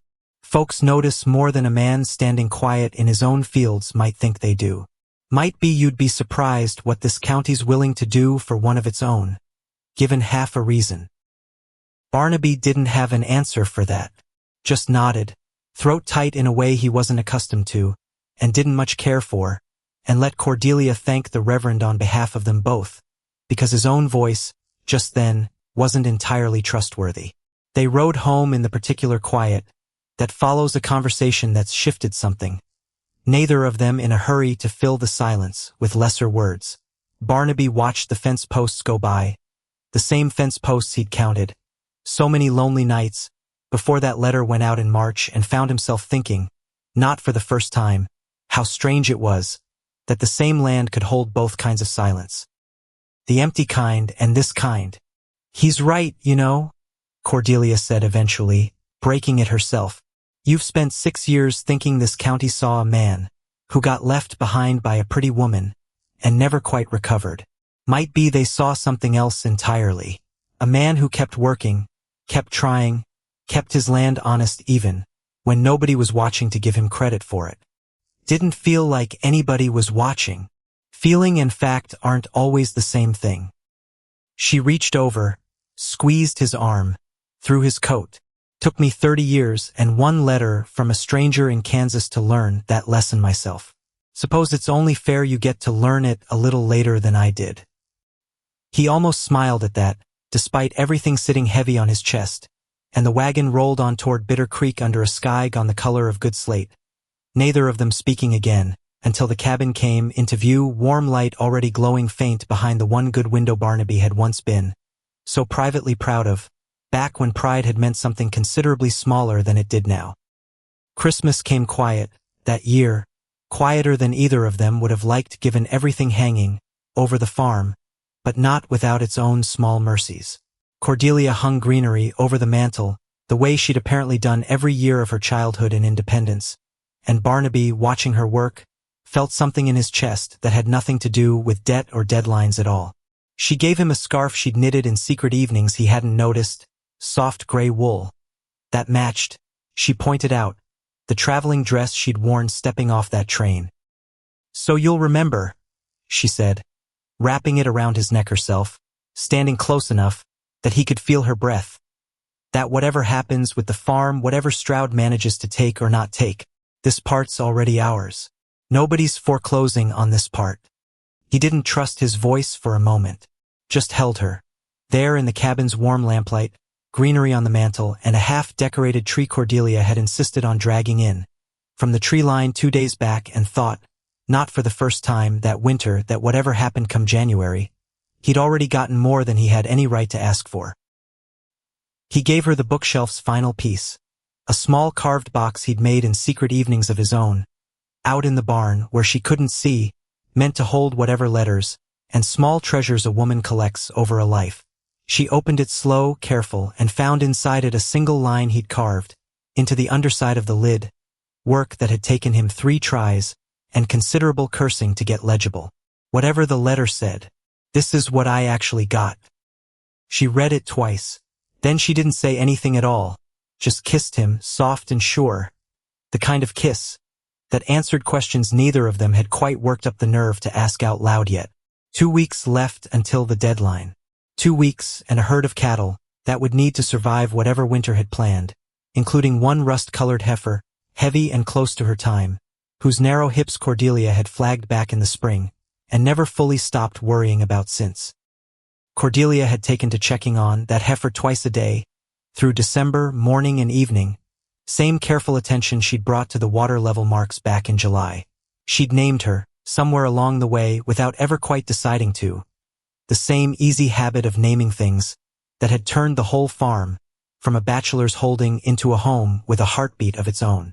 Rosie, she called her, for the rust color that caught the light like old brick in the low winter sun. "She's close," Cordelia said one evening in mid-December, coming in from the barn, with frost still clinging to her shawl. "Closer than I'd like, given how narrow she's built. If she goes into labor wrong, we'll need more than luck to see her through it." "We'll keep watching her," Barnaby said. "Same as we've been doing." "I know."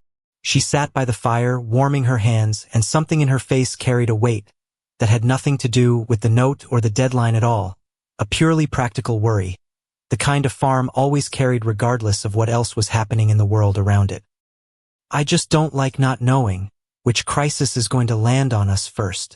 Barnaby had gone out to the barn himself that night after Cordelia had gone to bed, and stood along, while in the cold looking at Rosie's narrow frame by lantern light, running his hand along her flank the way he'd learned.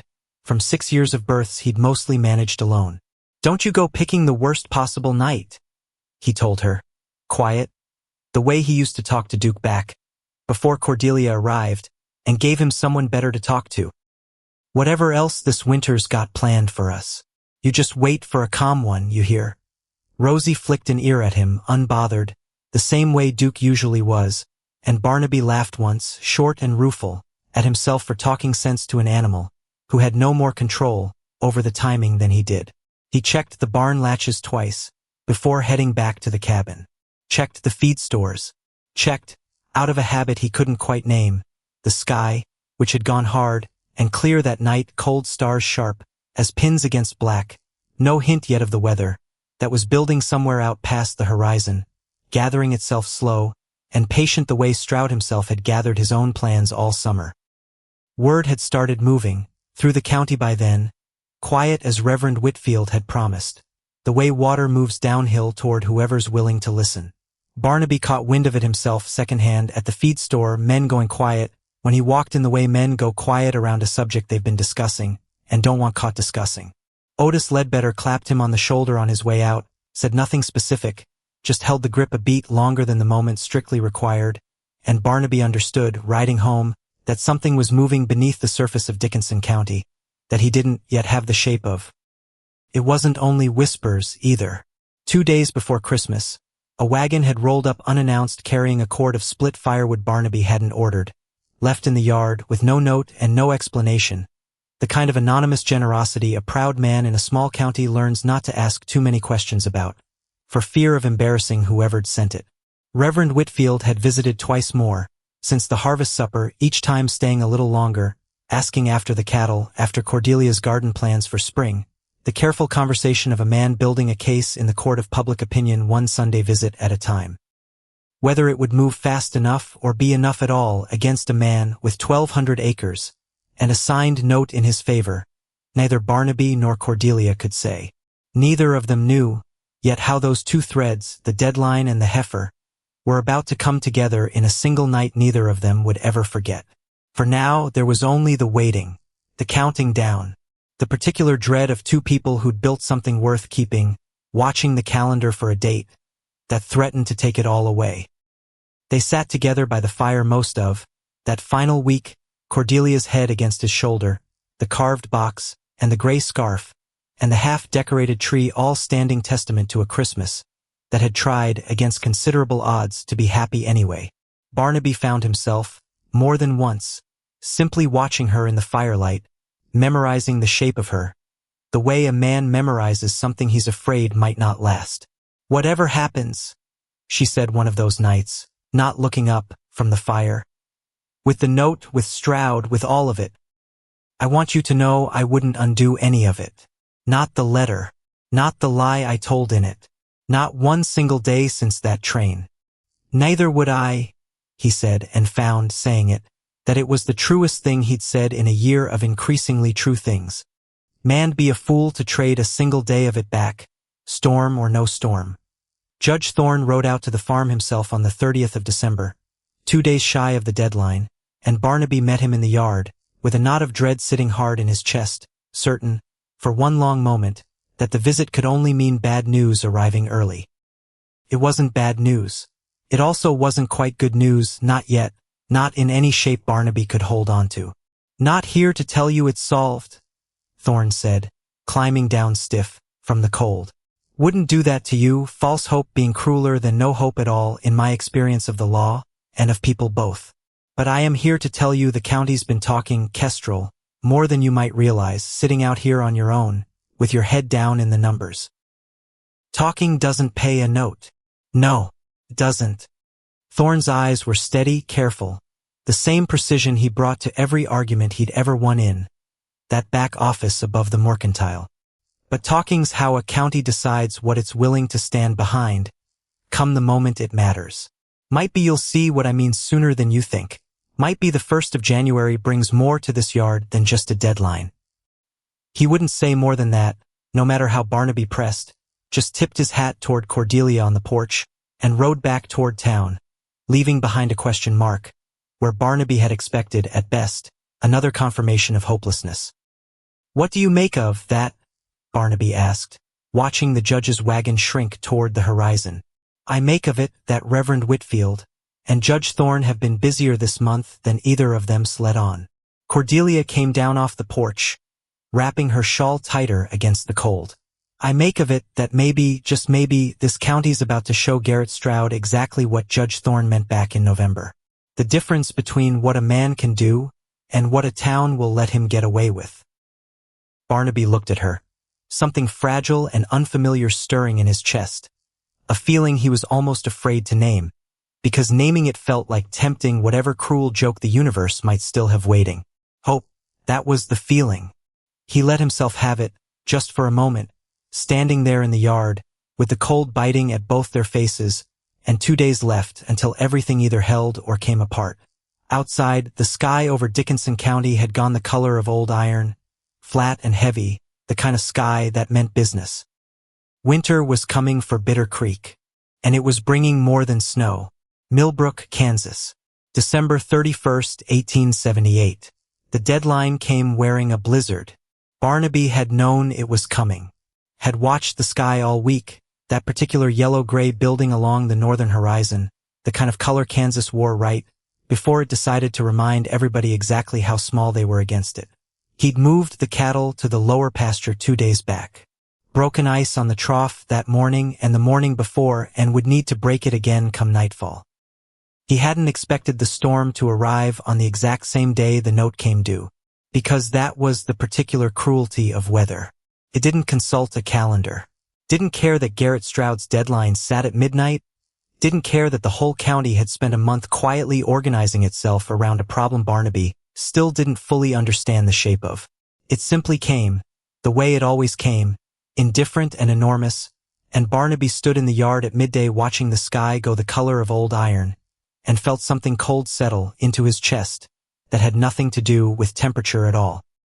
Mr. Pruitt had ridden out that morning before the worst of the weather closed the roads, delivering the news in person rather than by letter, some small courtesy that told Barnaby the banker's own conscience hadn't entirely settled with how the whole business had unfolded. "Notes due at midnight," Pruitt said, standing awkward in the yard, hat in his hands. "Mr. Stroud's instructed me to process the foreclosure first thing tomorrow morning, should the balance not be settled by then." "Understood. For what it's worth, Kestrel."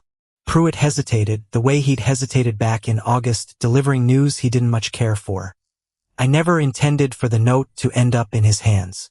Circumstances of the drought, mostly, forced my hand on selling paper I'd rather have kept. I'm sorry for the part one played in it, however small." "Nothing to forgive, Pruitt. Man's got a bank to run. Can't fault you for the weather any more than I can fault the weather itself." Pruitt nodded, something grateful in the gesture, and rode off, before the storm could trap him on the wrong side of town, leaving Barnaby standing alone in a yard that suddenly felt considerably larger and lonelier than it had that morning. He stood there while after Pruitt's wagon had disappeared, looking out over land he'd built his whole adult life around, 38 acres, that had once seemed like more than enough for a man alone, and now felt, standing there with everything possibly about to be taken, like the smallest and most precious thing he'd ever owned. He thought about the letter again, the one he'd written nearly a year back, sitting at that same kitchen table, asking for something plain and simple because pretty had once cost him everything. He thought about how thoroughly that plan had failed, and how grateful, standing here now, with a storm building and a fortune's worth of debt hanging over his head, he remained for exactly that failure. Whatever tonight brought, storm or foreclosure or both together, he understood with a clarity that surprised him that he wouldn't trade a single day of the past 10 months to have avoided it. "It's early," Cordelia said, coming to stand beside him, her breath fogging in air that had dropped 15 degrees since breakfast. "Storms like this don't usually hit before dark. This one's not waiting for dark." "Barnaby." She looked at him, something steady and fierce in her face. Whatever happens tonight, with the storm, with the deadline, with any of it, we face it together, same as everything else. Together. He said the word like he was testing its weight, same as he'd been testing it for months now, finding it heavier and more solid every time. All right, together. They spent the afternoon doing what needed doing. Firewood stacked high enough to last 3 days, should it come to that. Every container in the cabin filled, with water from the well, because a frozen pump come morning wouldn't wait politely for the weather to improve. The stove banked, with the particular expertise of a woman who'd read about Kansas winters back in Independence, and taken every warning seriously, never dreaming she'd need the knowledge quite this badly. By 4 in the afternoon, the light had already started failing, swallowed early by cloud cover, so thick it turned midday into something resembling dusk. By 5, the first flakes came, small and hard and sideways, driven by wind, that had been building since noon and showed no sign of tiring. By 6, Bitter Creek had disappeared behind a wall of white, and the whole world had narrowed down to the small warm circle of the cabin, and whatever waited beyond it. They ate supper early, that evening, neither of them with much appetite, the wind's howl outside making ordinary conversation feel almost beside the point. Cordelia had made a stew, that morning, something that would keep warm on the stove regardless of how the night unfolded, practical to the last even, with a blizzard bearing down, and a deadline sitting unresolved at midnight. Whatever Stroud does tomorrow, she said, pushing stew around her bowl more than actually eating it. I want you to know I don't regret a single choice that got us here. Not the letter, not the lie in it, not one day of this year, hard as it's been. Neither do I. Barnaby reached across the table, covered her hand with his. Man could search his whole life, and never find another woman brave enough to write what you wrote, or honest enough to tell me the truth of it once the lying stopped serving either of us. It wasn't really a lie, she said, echoing an old argument they'd long since settled, though the words still comforted her to repeat, some nights. Just an incomplete truth. I've had a year now to make up the rest of it. You have. He squeezed her hand. Best year of my life, Cordelia. Whatever happens with Stroud, with the storm, with any of it. I want you knowing that plain, before this night gets any harder than it already promises to be. She looked at him a long moment, something soft and fierce both moving behind her eyes. Best year of mine too, she said. Storm or no storm. They sat together while longer after that, listening to the wind build outside, neither of them, yet knowing how thoroughly, that night would test the words they'd just spoken, nor how completely those words would hold once tested. They were as ready got. Which, as it turned out, was not ready enough. The sound came at 2 in the morning. Barnaby heard it first, some instinct built, over 6 years of solitary ranching cutting, through sleep before his conscious mind had fully caught up. A bellow from the barn, distressed, frantic, the particular quality of an animal working hard, and getting nowhere. He was up and dressed before he was fully awake, boots on, coat half-buttoned, already moving toward the door. Rosie, Cordelia said, already sitting up, already reaching for her own boots. 6 weeks early. He said it flat, the way a man states a fact he doesn't have room to feel yet. Should have had more time. Storms don't consult a calendar. Neither do calves, apparently. He didn't say anything to her about staying behind. Didn't waste the breath because some part of him had already learned, these past 10 months, exactly how far that particular argument would get him. She was at the door before he was, coat on, lantern already lit, scarf wrapped twice around her head against wind. That was screaming now, full dark and full force, the kind of cold that got into a man's bones inside of 30 seconds and didn't let go. It's 30 below out there, he said anyway, because some habits die harder than others. I can count, Barnaby. Same words, near enough, she'd used the very first week, correcting Otis Ledbetter in the yard. Now are we going? Or are we standing here arguing about arithmetic, while that calf decides the matter for us? He followed her out into the storm. Followed her, he'd think later, turning the whole night over in the calm safety of memory. Not the other way around. She hadn't waited for him to lead. She'd simply gone, certain and unhesitating, and he'd found himself falling in step behind her the way he'd been falling in step behind her, in ways large and small since the moment she'd stepped off that train. The barn was warmer than outside, which wasn't saying much, wind finding every gap in the old boards, and turning the whole structure into something that hummed and groaned with the storm's fury. Rosie stood in her stall, sides heaving, eyes rolled white, with panic, the particular distress of an animal, whose body was demanding something it couldn't deliver on its own. Barnaby knew what he was looking at within 30 seconds. Knew it the way a man knows weather or grief, or any hard thing he's seen enough times to recognize on sight. "Breach," he said. "Same as I feared back in the fall. Can you turn it?" "Have to try." He was already moving, already stripping off his coat despite the cold. Sleeves pushed up, because this kind of work required bare hands regardless of what the thermometer said. Lost 2 calves this way 6 years back. Both times because I had nobody to hold the light steady while I worked.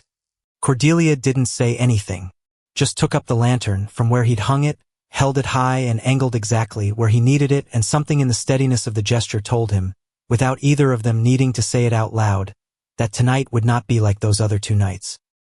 Because this was different. Because tonight he had somebody who wouldn't flinch, wouldn't waver, wouldn't let the fear in her own chest translate into a shaking hand at the exact moment steadiness mattered most, which was, he thought distantly, working his hands carefully into position, exactly the kind of woman he should have known enough to want all along, if fear hadn't gotten so thoroughly in the way of his own good sense 2 years back. He worked by feel, mostly, the way a man has to, when the thing he's trying to see is entirely inside another creature's body, guided as much by memory and instinct as by anything his eyes could tell him in that flickering lantern light.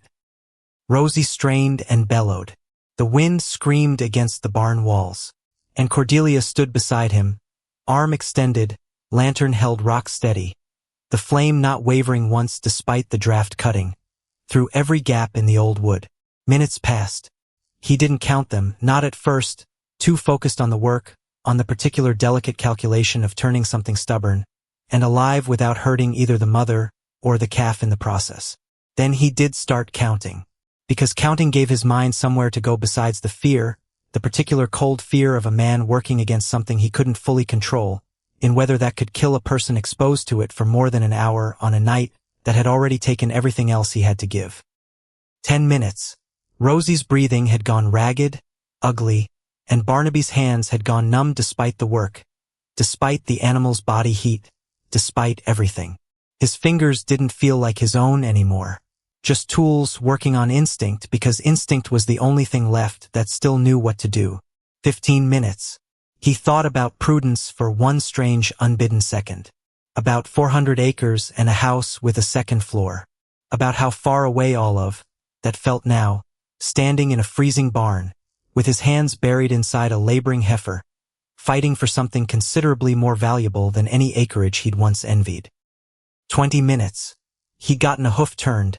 Finally, some small progress, after what felt like considerably longer than 20 minutes, and Cordelia hadn't moved, hadn't lowered the lantern, hadn't said a single word except once quiet, "You're doing it, Barnaby. Keep going." Because she believed it.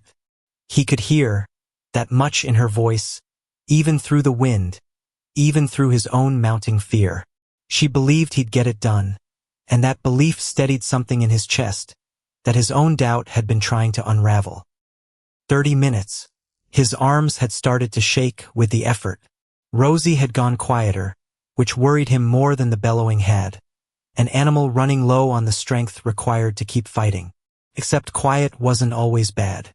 He told himself that, working through the shake in his own arms, told himself Rosie was simply conserving what she had left, not giving up. He had to believe that, had no room left, in that freezing barn, for any belief that didn't move him forward.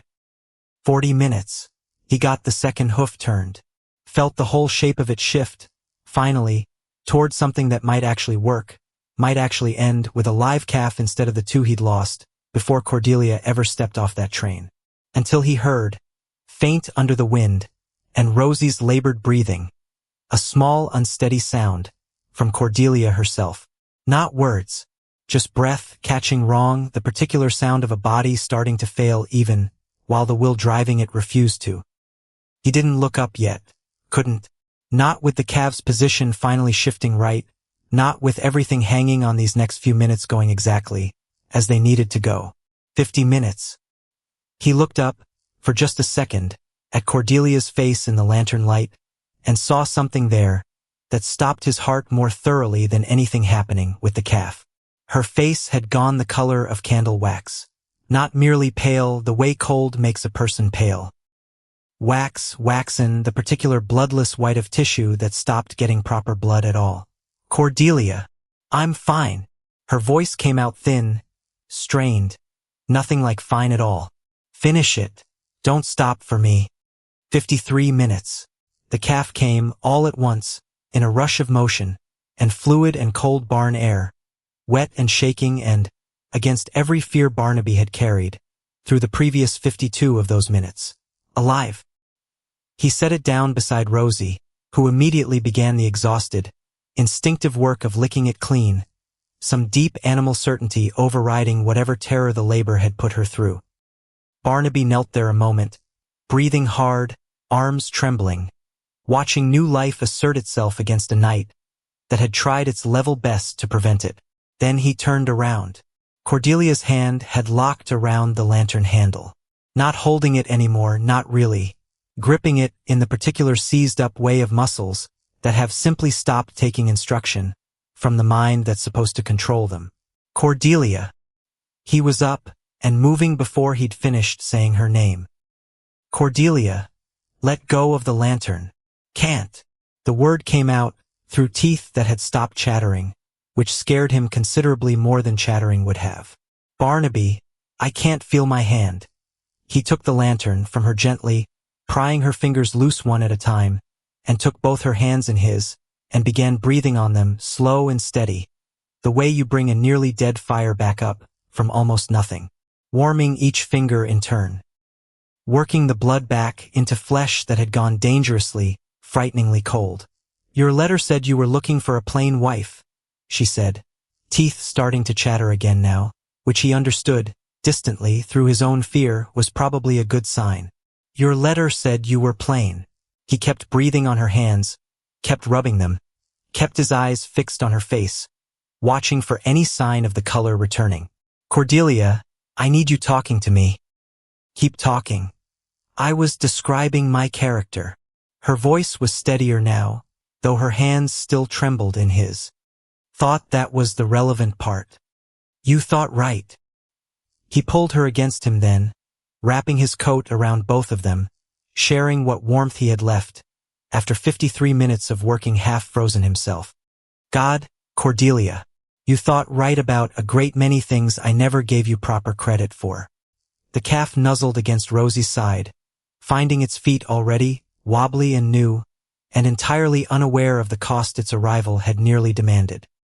The blizzard screamed on outside, indifferent, and inside the small warm circle of the barn, Barnaby Kestrel held the woman he'd once, in a moment of fear he barely recognized, as his own anymore, tried to guard himself against and understood with a clarity that felt like the only solid thing left in a night that had tried to take everything. He would have lost her tonight, not to some dramatic accident, not to anything he could have fought or argued against. Just to cold and stillness, and the particular quiet way winter takes what it wants, from people who stand too long in one place trying to save something else. He was not going to let that happen again. Not tonight.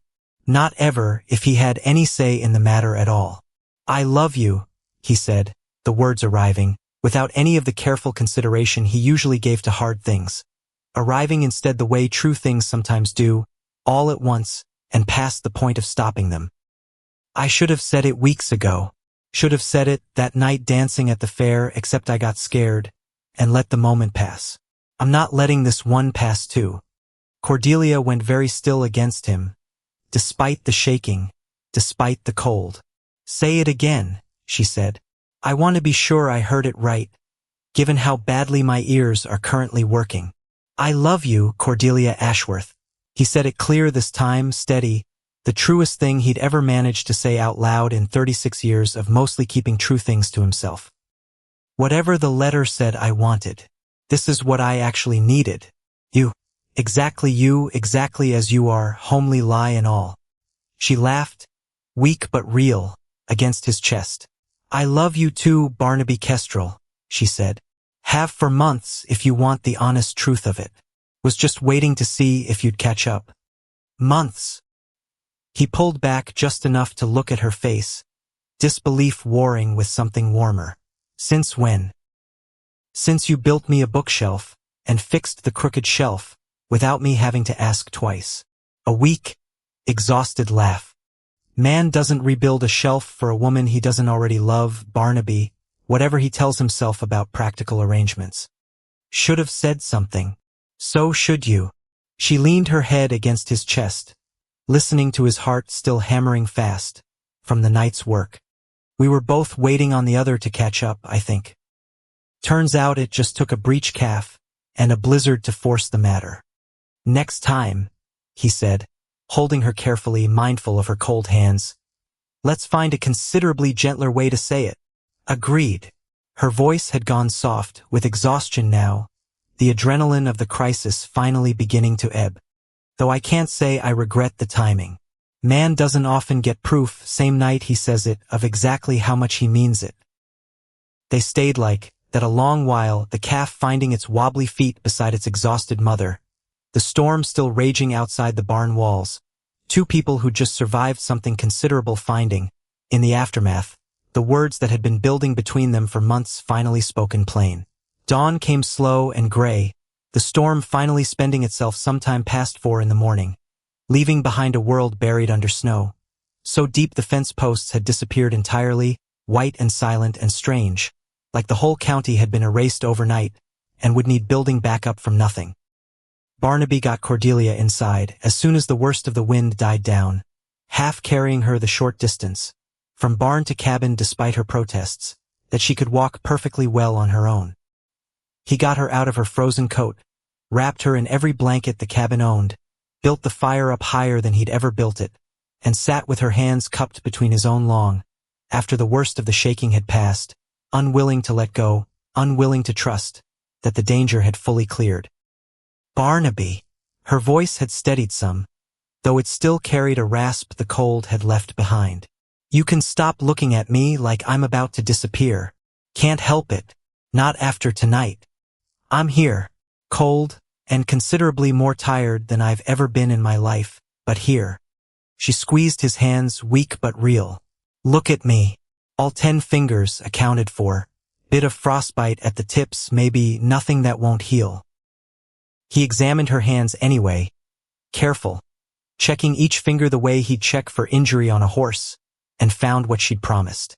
Some redness, some tenderness she winced at, when he pressed too firm, but nothing black, nothing lost, nothing beyond what time and warmth would mend.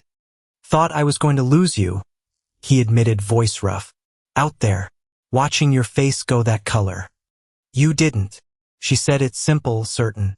I'm considerably harder to lose than that, Barnaby Kestrel.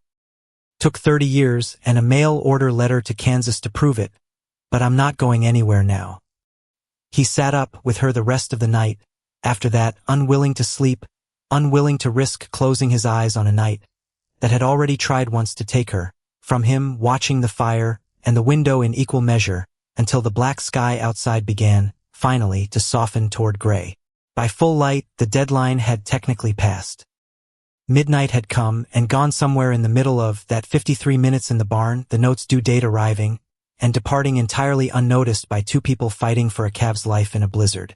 Barnaby thought about that, sitting by the fire, with Cordelia wrapped in blankets beside him, and felt something bitter rise up despite everything else the night had given him. Suppose it's done then, he said quietly.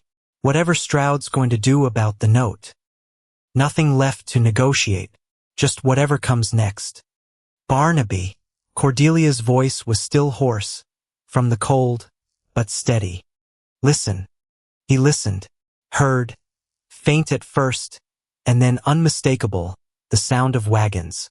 multiple wagons working slow through the deep snow, coming up the road from town. He was at the window before he'd fully processed what he was seeing.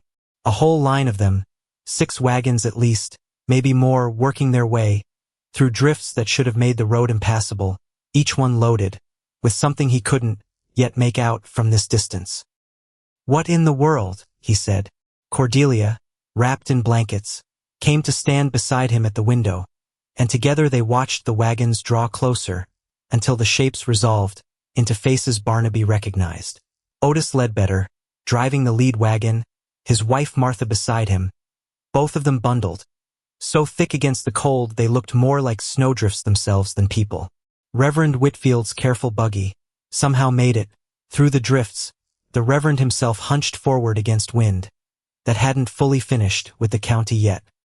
Judge Thorne's smaller rig, precise even in a crisis, and behind him, 3 more wagons Barnaby recognized as belonging to ranchers from the far side of the county, men he barely knew beyond a nod at the feed store, men who'd nonetheless risked the same treacherous roads for a neighbor they'd mostly only known by reputation.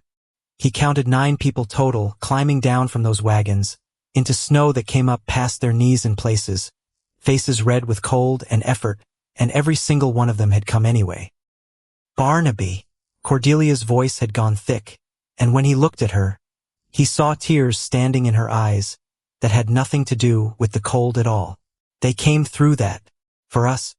They pulled into the yard one after another, and Otis was down off his wagon before it had fully stopped, wading through snow up to his knees toward the cabin door. Barnaby met him on the porch, still in yesterday's clothes, exhaustion and confusion warring on his face. "Otis, what is this?"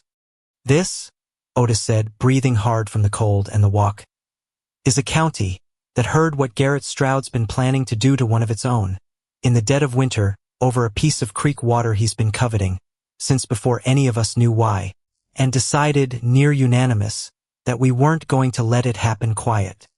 Barnaby stood there, snow still falling lightly around them, and felt something in his chest crack open in a way that had nothing to do with fear at all.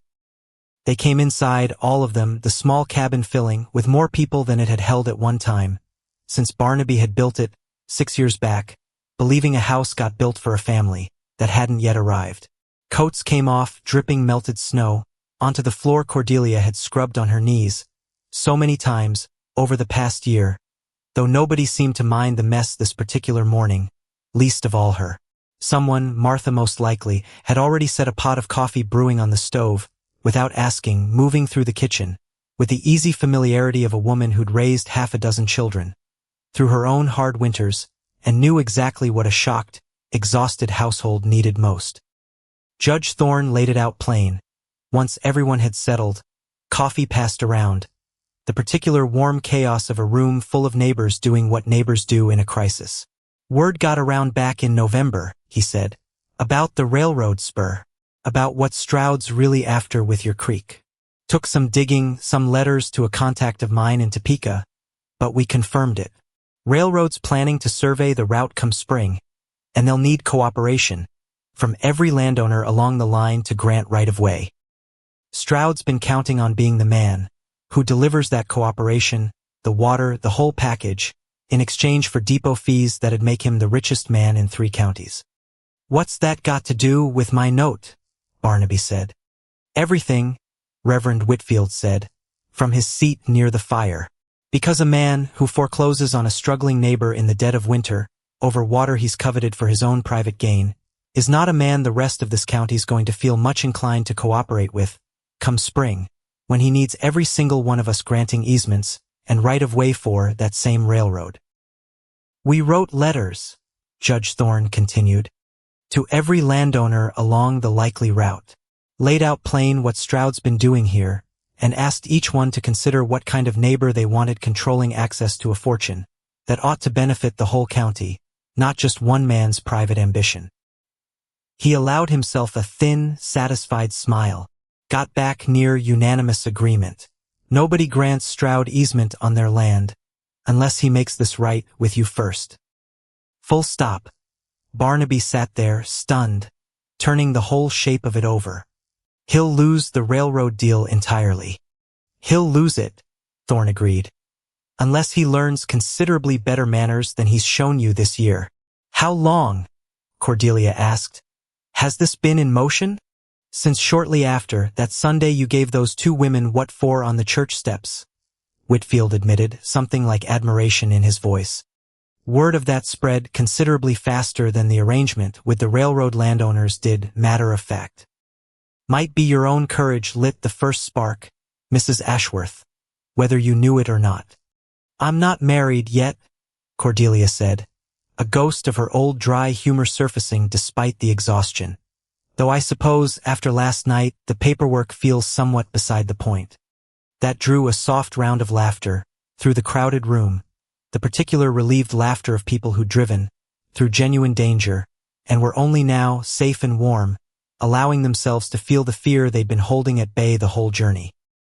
Otis stepped forward then and set a heavy cloth sack on the table with a solid, weighty sound. And in case Stroud's pride gets in the way of good sense, Otis said, the county took up a collection besides. Every rancher who could spare something spared it. Ain't the full balance, probably, but it's a fair sight closer than you were sitting yesterday.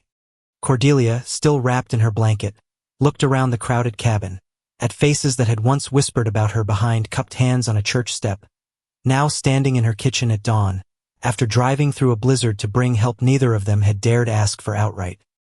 Why? She said, quiet, genuine.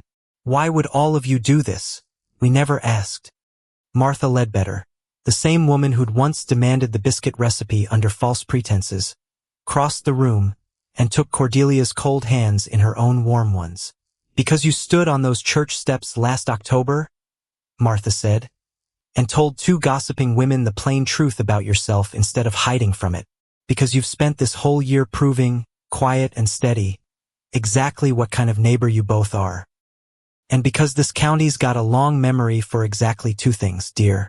Who helped us and who didn't. She squeezed Cordelia's hands. You two have been helping this county, without even realizing it. Time somebody helped back. The wagons stayed most of the morning, neighbors taking turns checking on the new calf, admiring Rosie's recovery, eating whatever food Cordelia insisted on putting out despite everyone's protests, that she ought to be resting instead of tending guests. By midday, the roads had cleared enough for the wagons to make their way back toward town, each driver pausing at the door to offer some final word of encouragement, a handshake, a promise to check back in a few days' time. When the last wagon finally pulled away, the cabin fell quiet again, but it was a different quiet than the one Barnaby had known for 6 lonely years before Cordelia arrived. This quiet had shape to it now, had people in it even when they weren't physically present. Had a whole county's worth of goodwill sitting warm in the corners, where cold used to live. The 3 days that followed passed slow, heavy with waiting, the particular suspended feeling of two people who'd done everything, within their power, and now had nothing left to do, but wait for someone else's decision.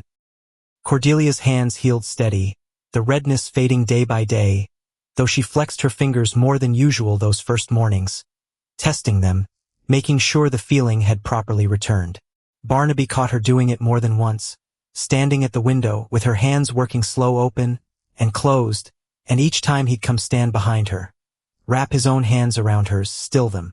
They work fine, she told him the third morning, catching him at it again. You can stop checking.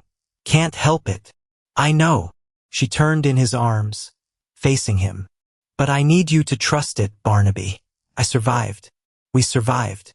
Whatever comes next with Stroud, I need you standing here steady, not still half lost in that barn worrying you'll lose me to a cold that already came and went. He nodded, though the fear didn't fully release its grip. Not yet. Not until he'd had considerably more evidence that the woman standing in front of him was as solid and permanent as she claimed to be. They didn't speak much of Stroud those 3 days, both of them silently agreeing, without ever quite saying so, that there was little use borrowing worry from a future they couldn't yet control. Instead, they mended what the storm had damaged, patched a section of barn roof the wind had torn loose, checked on Rosie and the new calf who Cordelia had already predictably named some soft word in her own private register, that Barnaby suspected meant considerably more to her than she'd admit out loud. They waited, and on the third day, waiting ended. Garrett Stroud rode out to Bitter Creek himself 3 days later, once the roads had cleared enough for passage, and found waiting for him not the desperate, cornered rancher he'd been counting on all autumn, but a yard full of fresh wagon tracks, a full woodpile, and a woman standing on the porch step with her arms crossed, and no fear whatsoever in her bearing.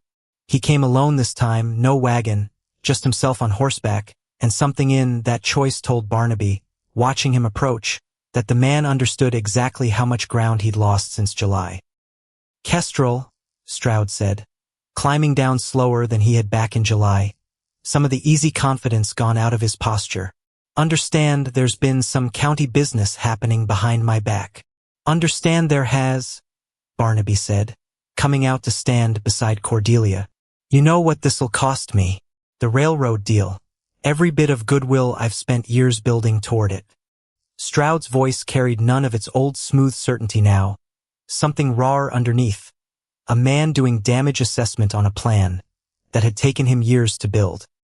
"Spent considerable capital getting close to those survey men out of Topeka. Considerable time convincing half the landowners along that route I was the man to deal with. All of that gone because of one struggling farm and its creek. I know exactly what it'll cost you." Barnaby's voice was steady, no gloating in it, just plain fact. "About the same as it would have cost me, foreclosing on this farm in the middle of a blizzard, over water I told you plain back in July wasn't for sale. You could have sold me the 15 acres back in August. Saved us both considerable trouble." Something almost pleading crept into Stroud's tone, an unfamiliar register, from a man who'd never once, in Barnaby's experience, sounded anything less than fully in control.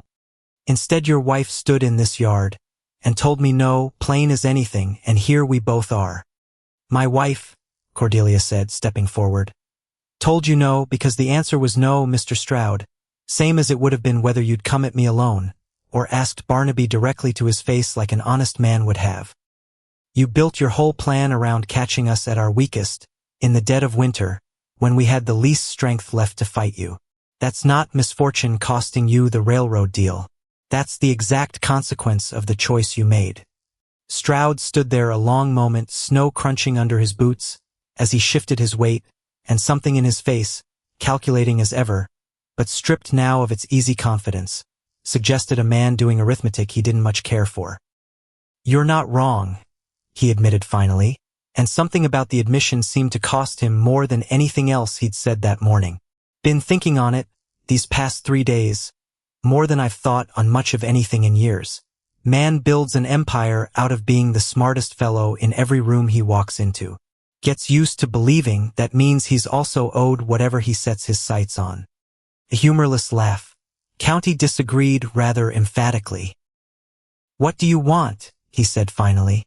"To make this right in the county's eyes and mine both." "Extend the note," Cordelia said, before Barnaby could speak. "Reasonable terms.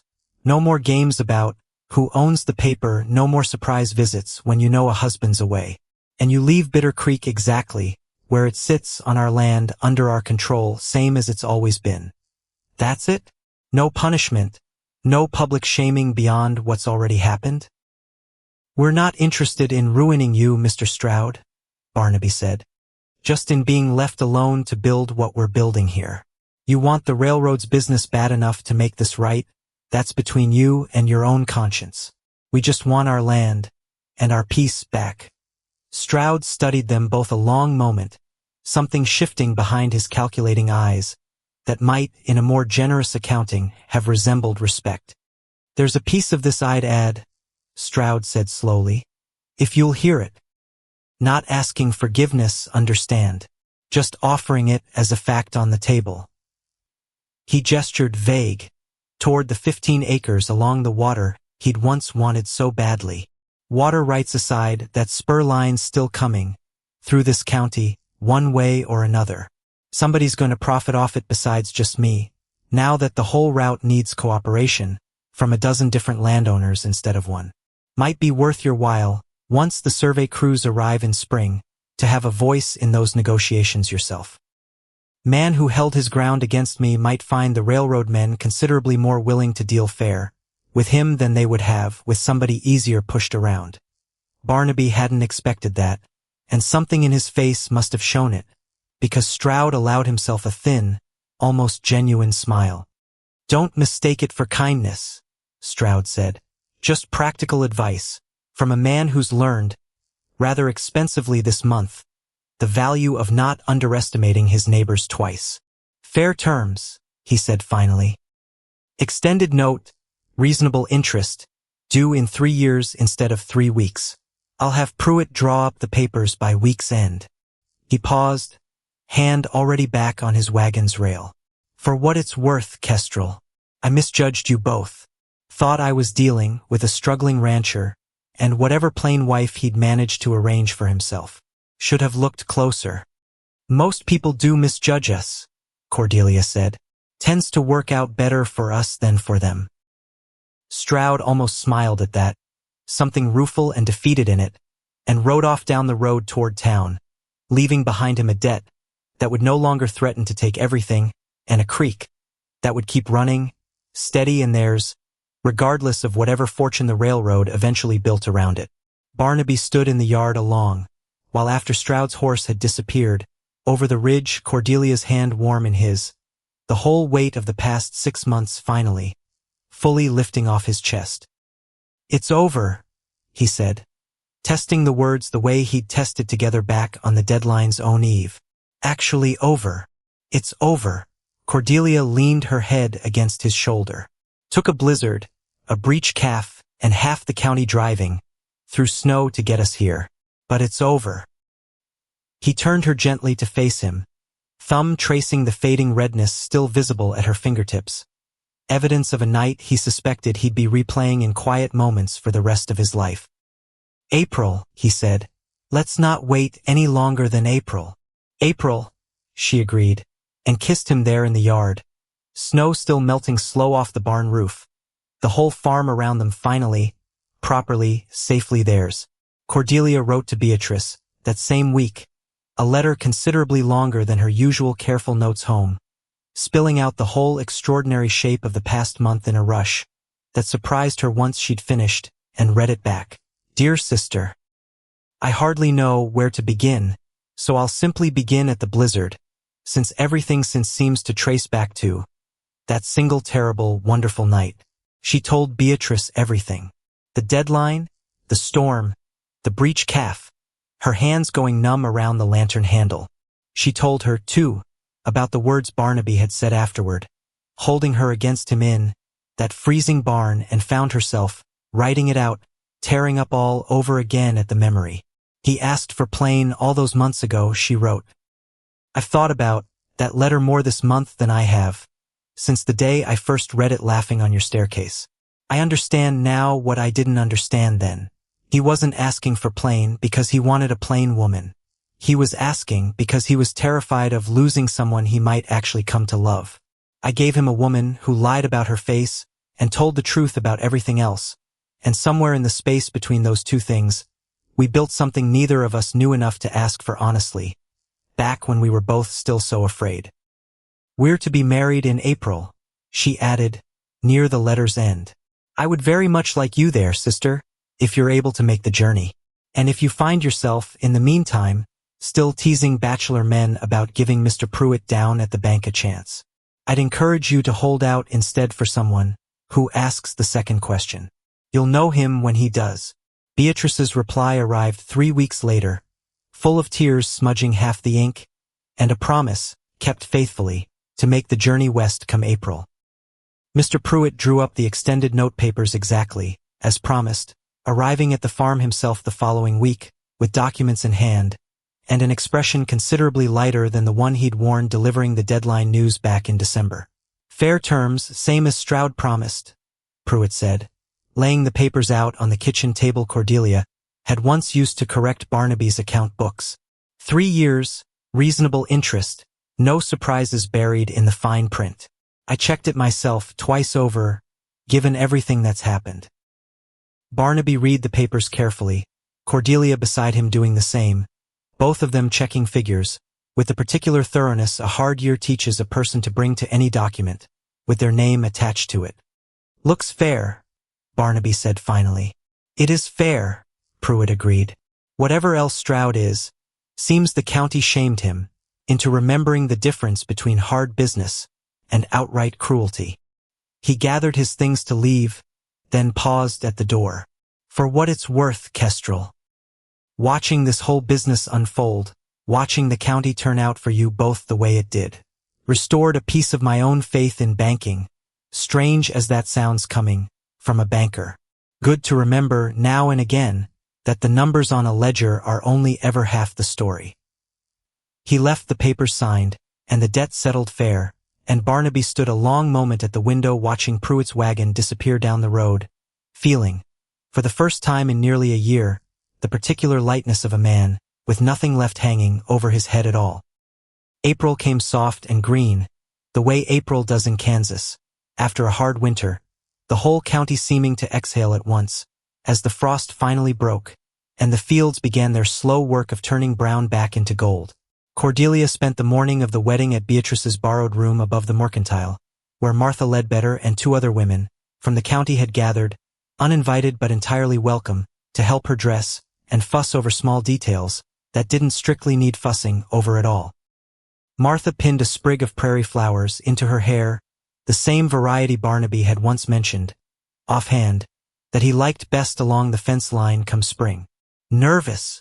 Martha asked, adjusting a final pin. "Not nervous." Cordelia studied herself in the small mirror, the same particular directness she'd studied everything, with since stepping off that train 13 months before. "Certain. Which I understand is supposed to feel different than this, but I find it doesn't particularly." "That's because you already did the hard part," Martha said. "Choosing him and letting yourself be chosen back, honest, no letters lying about who either of you actually were. Rest of this is just formality."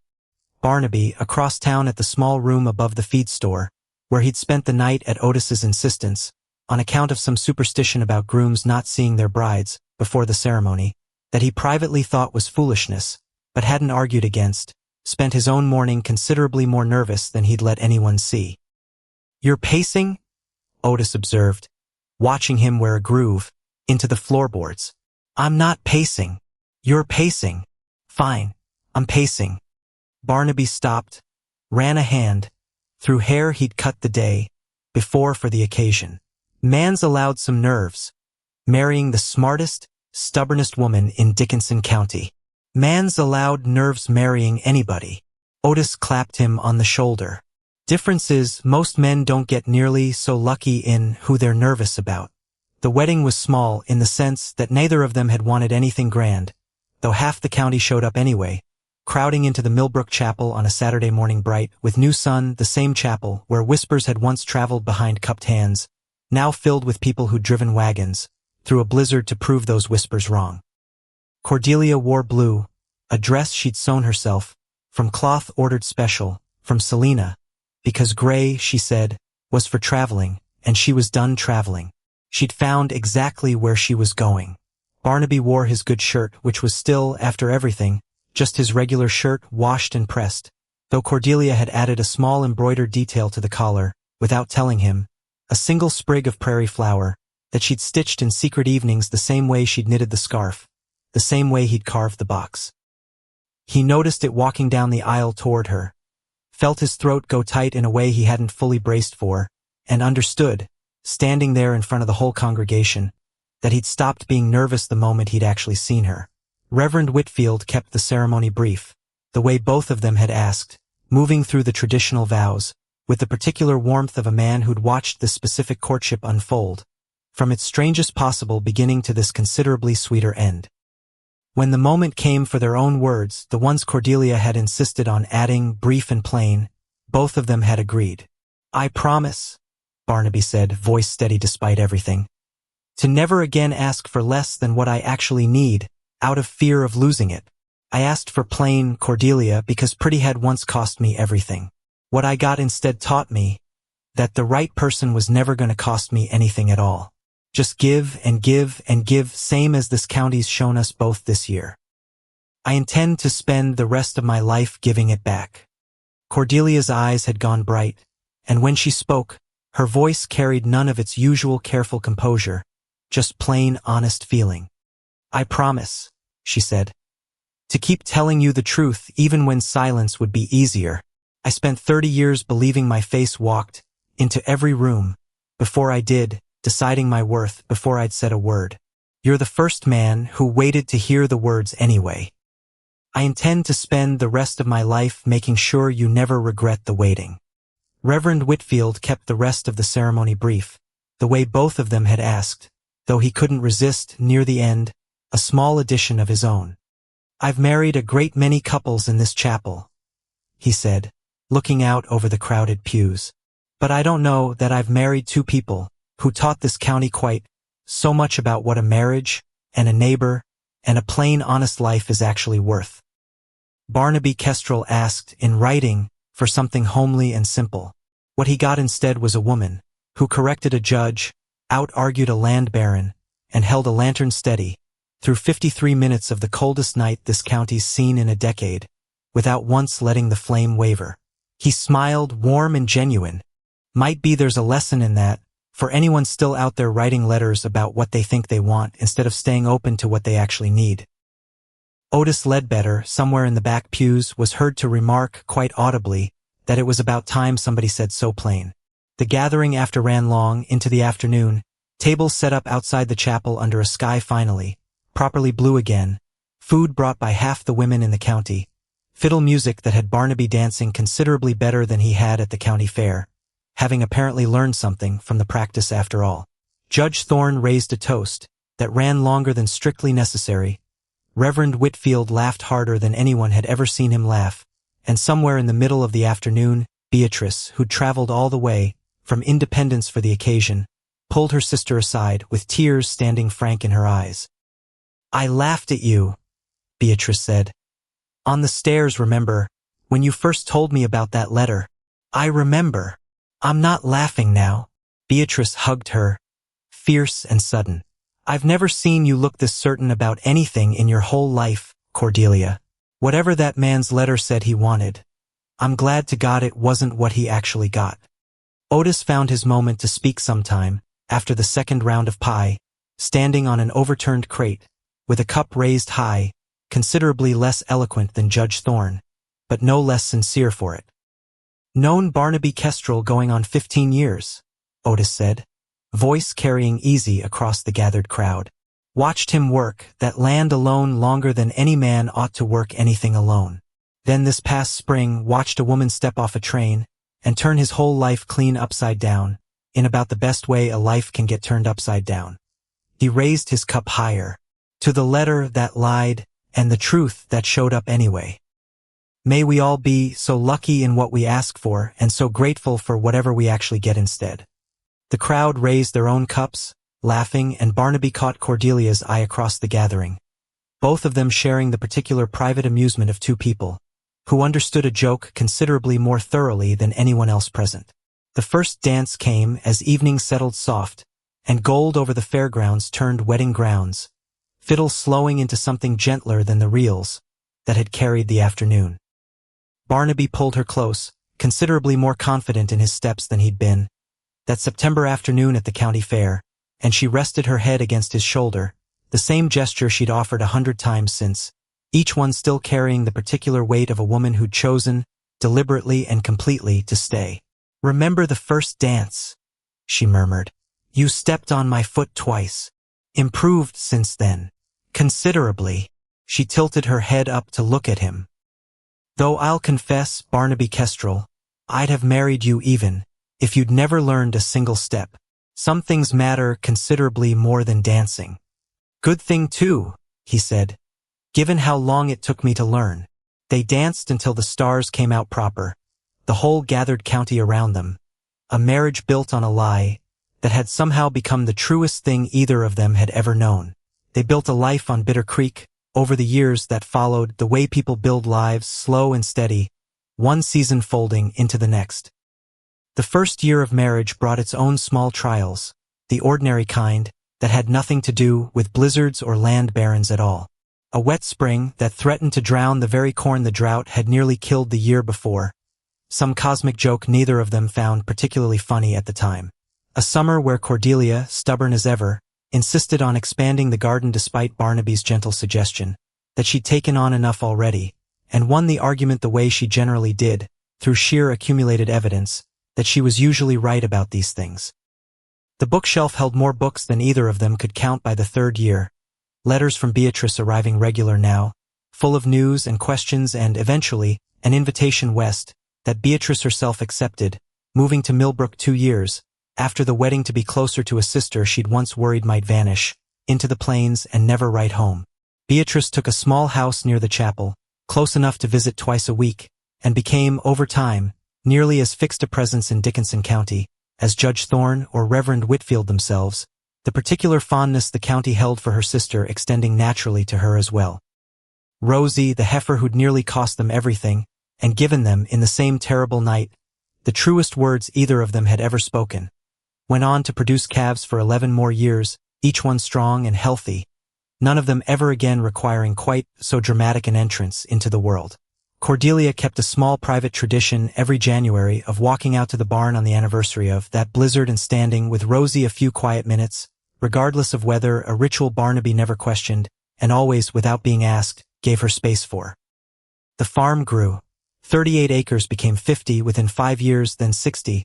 Then, by the time 2 decades had passed, a full 80 acres of good Kansas land, cattle and wheat and a garden that had long since outgrown its original scrubby half-acre plot, sprawling now across ground that had once, in a lonelier year, seemed like more than one man could ever properly tend. Cordelia's account books, the same careful ledgers that had once impressed even Mr. Pruitt, expanded over the years into something the whole county eventually came to rely on. She began helping neighboring ranchers with their own bookkeeping, quietly at first, a favor here and there, until word spread the way word always spread in Dickinson County, and by the 10th year of marriage she was keeping the books for nearly a dozen farms besides their own. Paid work she took genuine pride in, work that had nothing to do with her face and everything to do with the sharp, careful mind she'd spent 30 years believing nobody wanted to notice. "Funny thing," she said once, some years in, reviewing figures at the same kitchen table, where Barnaby had once written a letter asking for something simple. "I came out here believing I'd finally found a man who wanted me for my usefulness instead of my looks. Took me a while to understand the whole county eventually wanted the same thing, once they got past their own first impressions. County's slow sometimes," Barnaby said. "But it gets there. Slower than you, even," she said, and he laughed, because it was true, and because after 10 years of marriage, laughing at each other's old foolishness had become one of their most reliable comforts. Garrett Stroud's railroad deal came through eventually, spring after the wedding, the spur line running its intended course some miles east of Bitter Creek, after all, close enough to bring prosperity to the county, without ever again threatening the Kestrel land directly. True to his word, Stroud had made certain Barnaby got a fair seat at the negotiating table. When the survey crews finally arrived, and the depot fees that resulted, split more evenly across a dozen landowners than Stroud had ever originally intended, brought a modest, but real prosperity to Bitter Creek, that neither Barnaby nor Cordelia had anticipated back in that hard December. Stroud himself mellowed, over the years, into something considerably less predatory than the man who'd once ridden onto their property counting acres like a man counting coins. He and Barnaby never became close, not exactly, but they nodded at each other civil enough at the feed store, 2 men who'd once stood on opposite sides of a hard winter, and found, eventually, a version of peace. Once, years later, Stroud even stopped by Bitter Creek unprompted, on his way past, to admire how the garden had grown, and stayed longer than either of them expected, talking cattle prices with an ease that would have seemed impossible standing in that same yard the summer of the drought. Prudence Vance's own story resolved itself, eventually, the way most stories do, quietly and without much fanfare.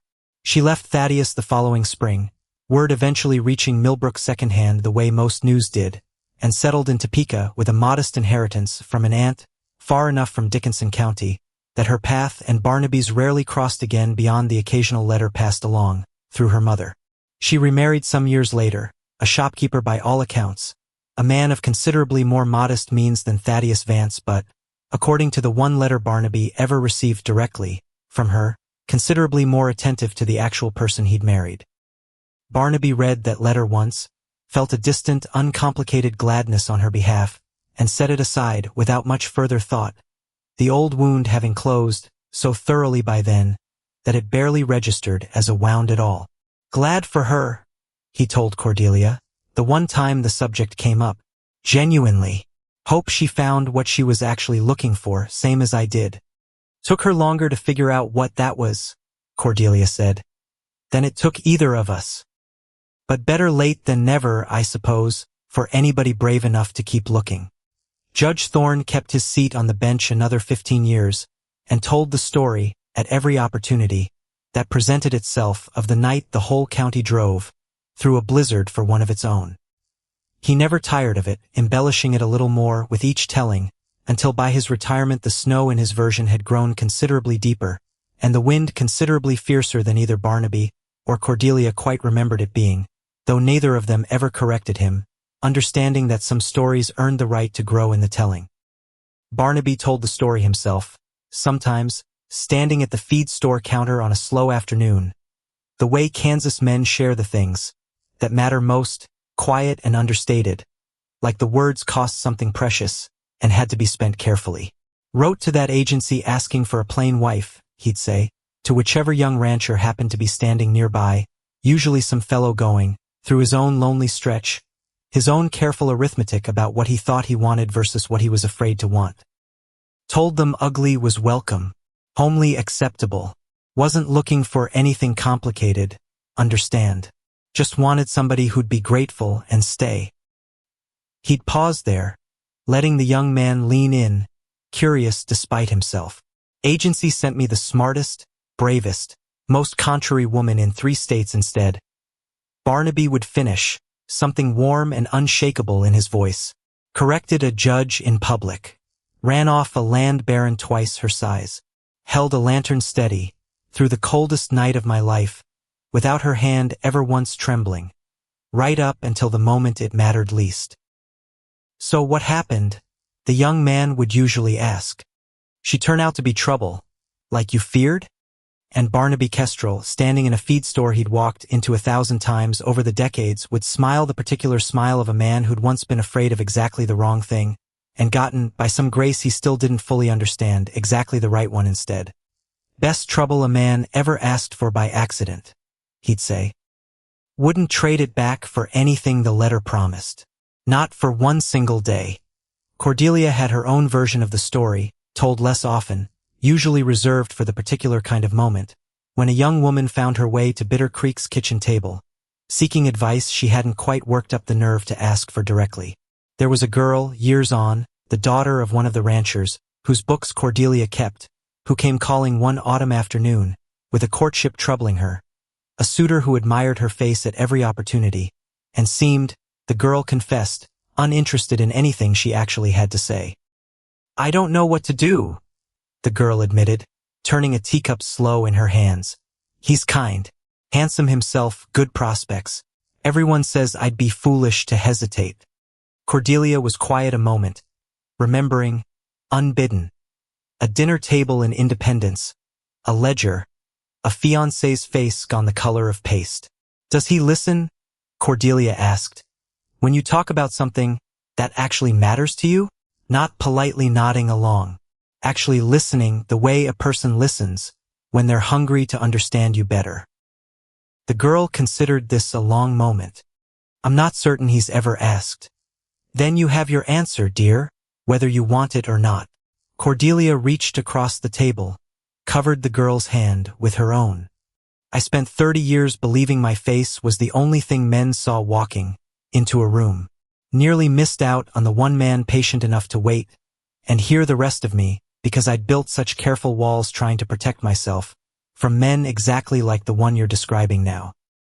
Don't build walls if you can help it. Just wait for the one who asks the second question. The first question anybody can ask. It's the second one that tells you whether he's actually listening to the answer. The girl left that afternoon with considerably more clarity than she'd arrived with, and returned some months later, considerably happier, having found, Cordelia was pleased to learn, a suitor who'd asked not just the second question, but the third and fourth as well. It became, over the years, something of a quiet local legend, the way stories do in small counties with long memories. The woman at Bitter Creek who'd once written a letter describing herself as plain, who'd built a marriage, a farm, and eventually something like a small informal ministry of good sense for every young woman in the county, uncertain whether she was being valued for the right reasons. Barnaby, overhearing pieces of these conversations, from the porch some afternoons, mending harness or simply resting, after a long day's work, found himself thinking, more than once, about the letter he'd written, that lonely March night, all those years back. About the fear that had driven every word of it. About how thoroughly, and how gratefully, that fear had been proven wrong. They marked the anniversary of the blizzard every January.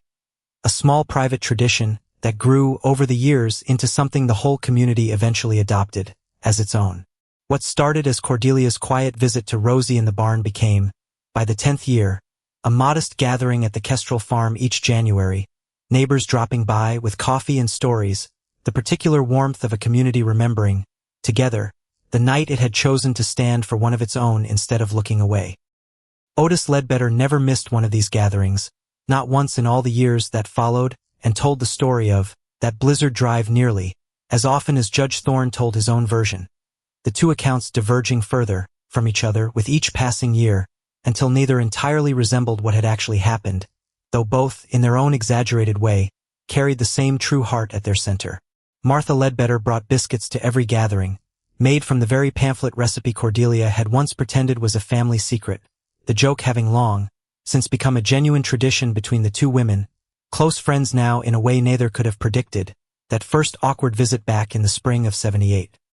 Beatrice settled comfortably into her small house near the chapel, never remarried, content instead in the particular late-life happiness of being close to family, useful to her community and free, for the first time in years, from the quiet pressure to explain her own unmarried status to aunts who'd long since passed on themselves.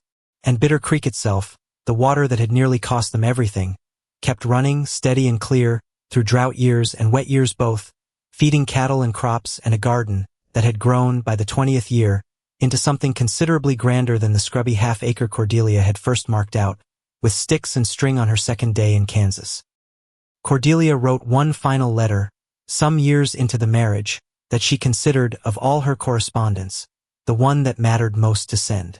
She wrote to Mrs. Verity Combs, at the Western Homestead Registry on Locust Street in St. Louis, the woman who'd matched a plain requesting rancher, with a beauty-hiding bride, and set the whole extraordinary chain of events into motion without ever fully explaining herself.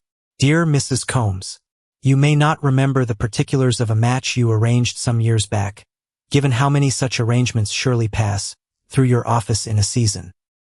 But I remember mine well, and I've often wondered whether you understood, sending my letter to a man who'd requested homely and grateful, exactly the mismatch you were setting into motion.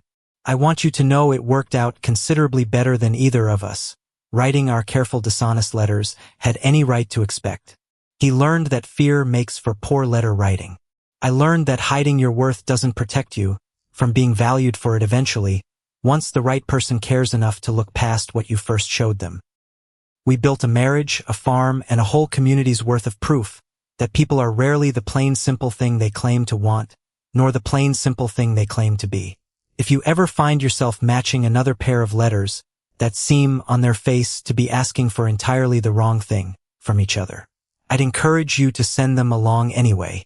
Sometimes the mismatch is exactly the match two frightened people actually need. Mrs. Combs's reply arrived some months later, considerably shorter than Cordelia's letter, but warm in its own careful way. I confess I did wonder, reading your two letters side by side, that year, whether I was setting a disaster into motion or something considerably better.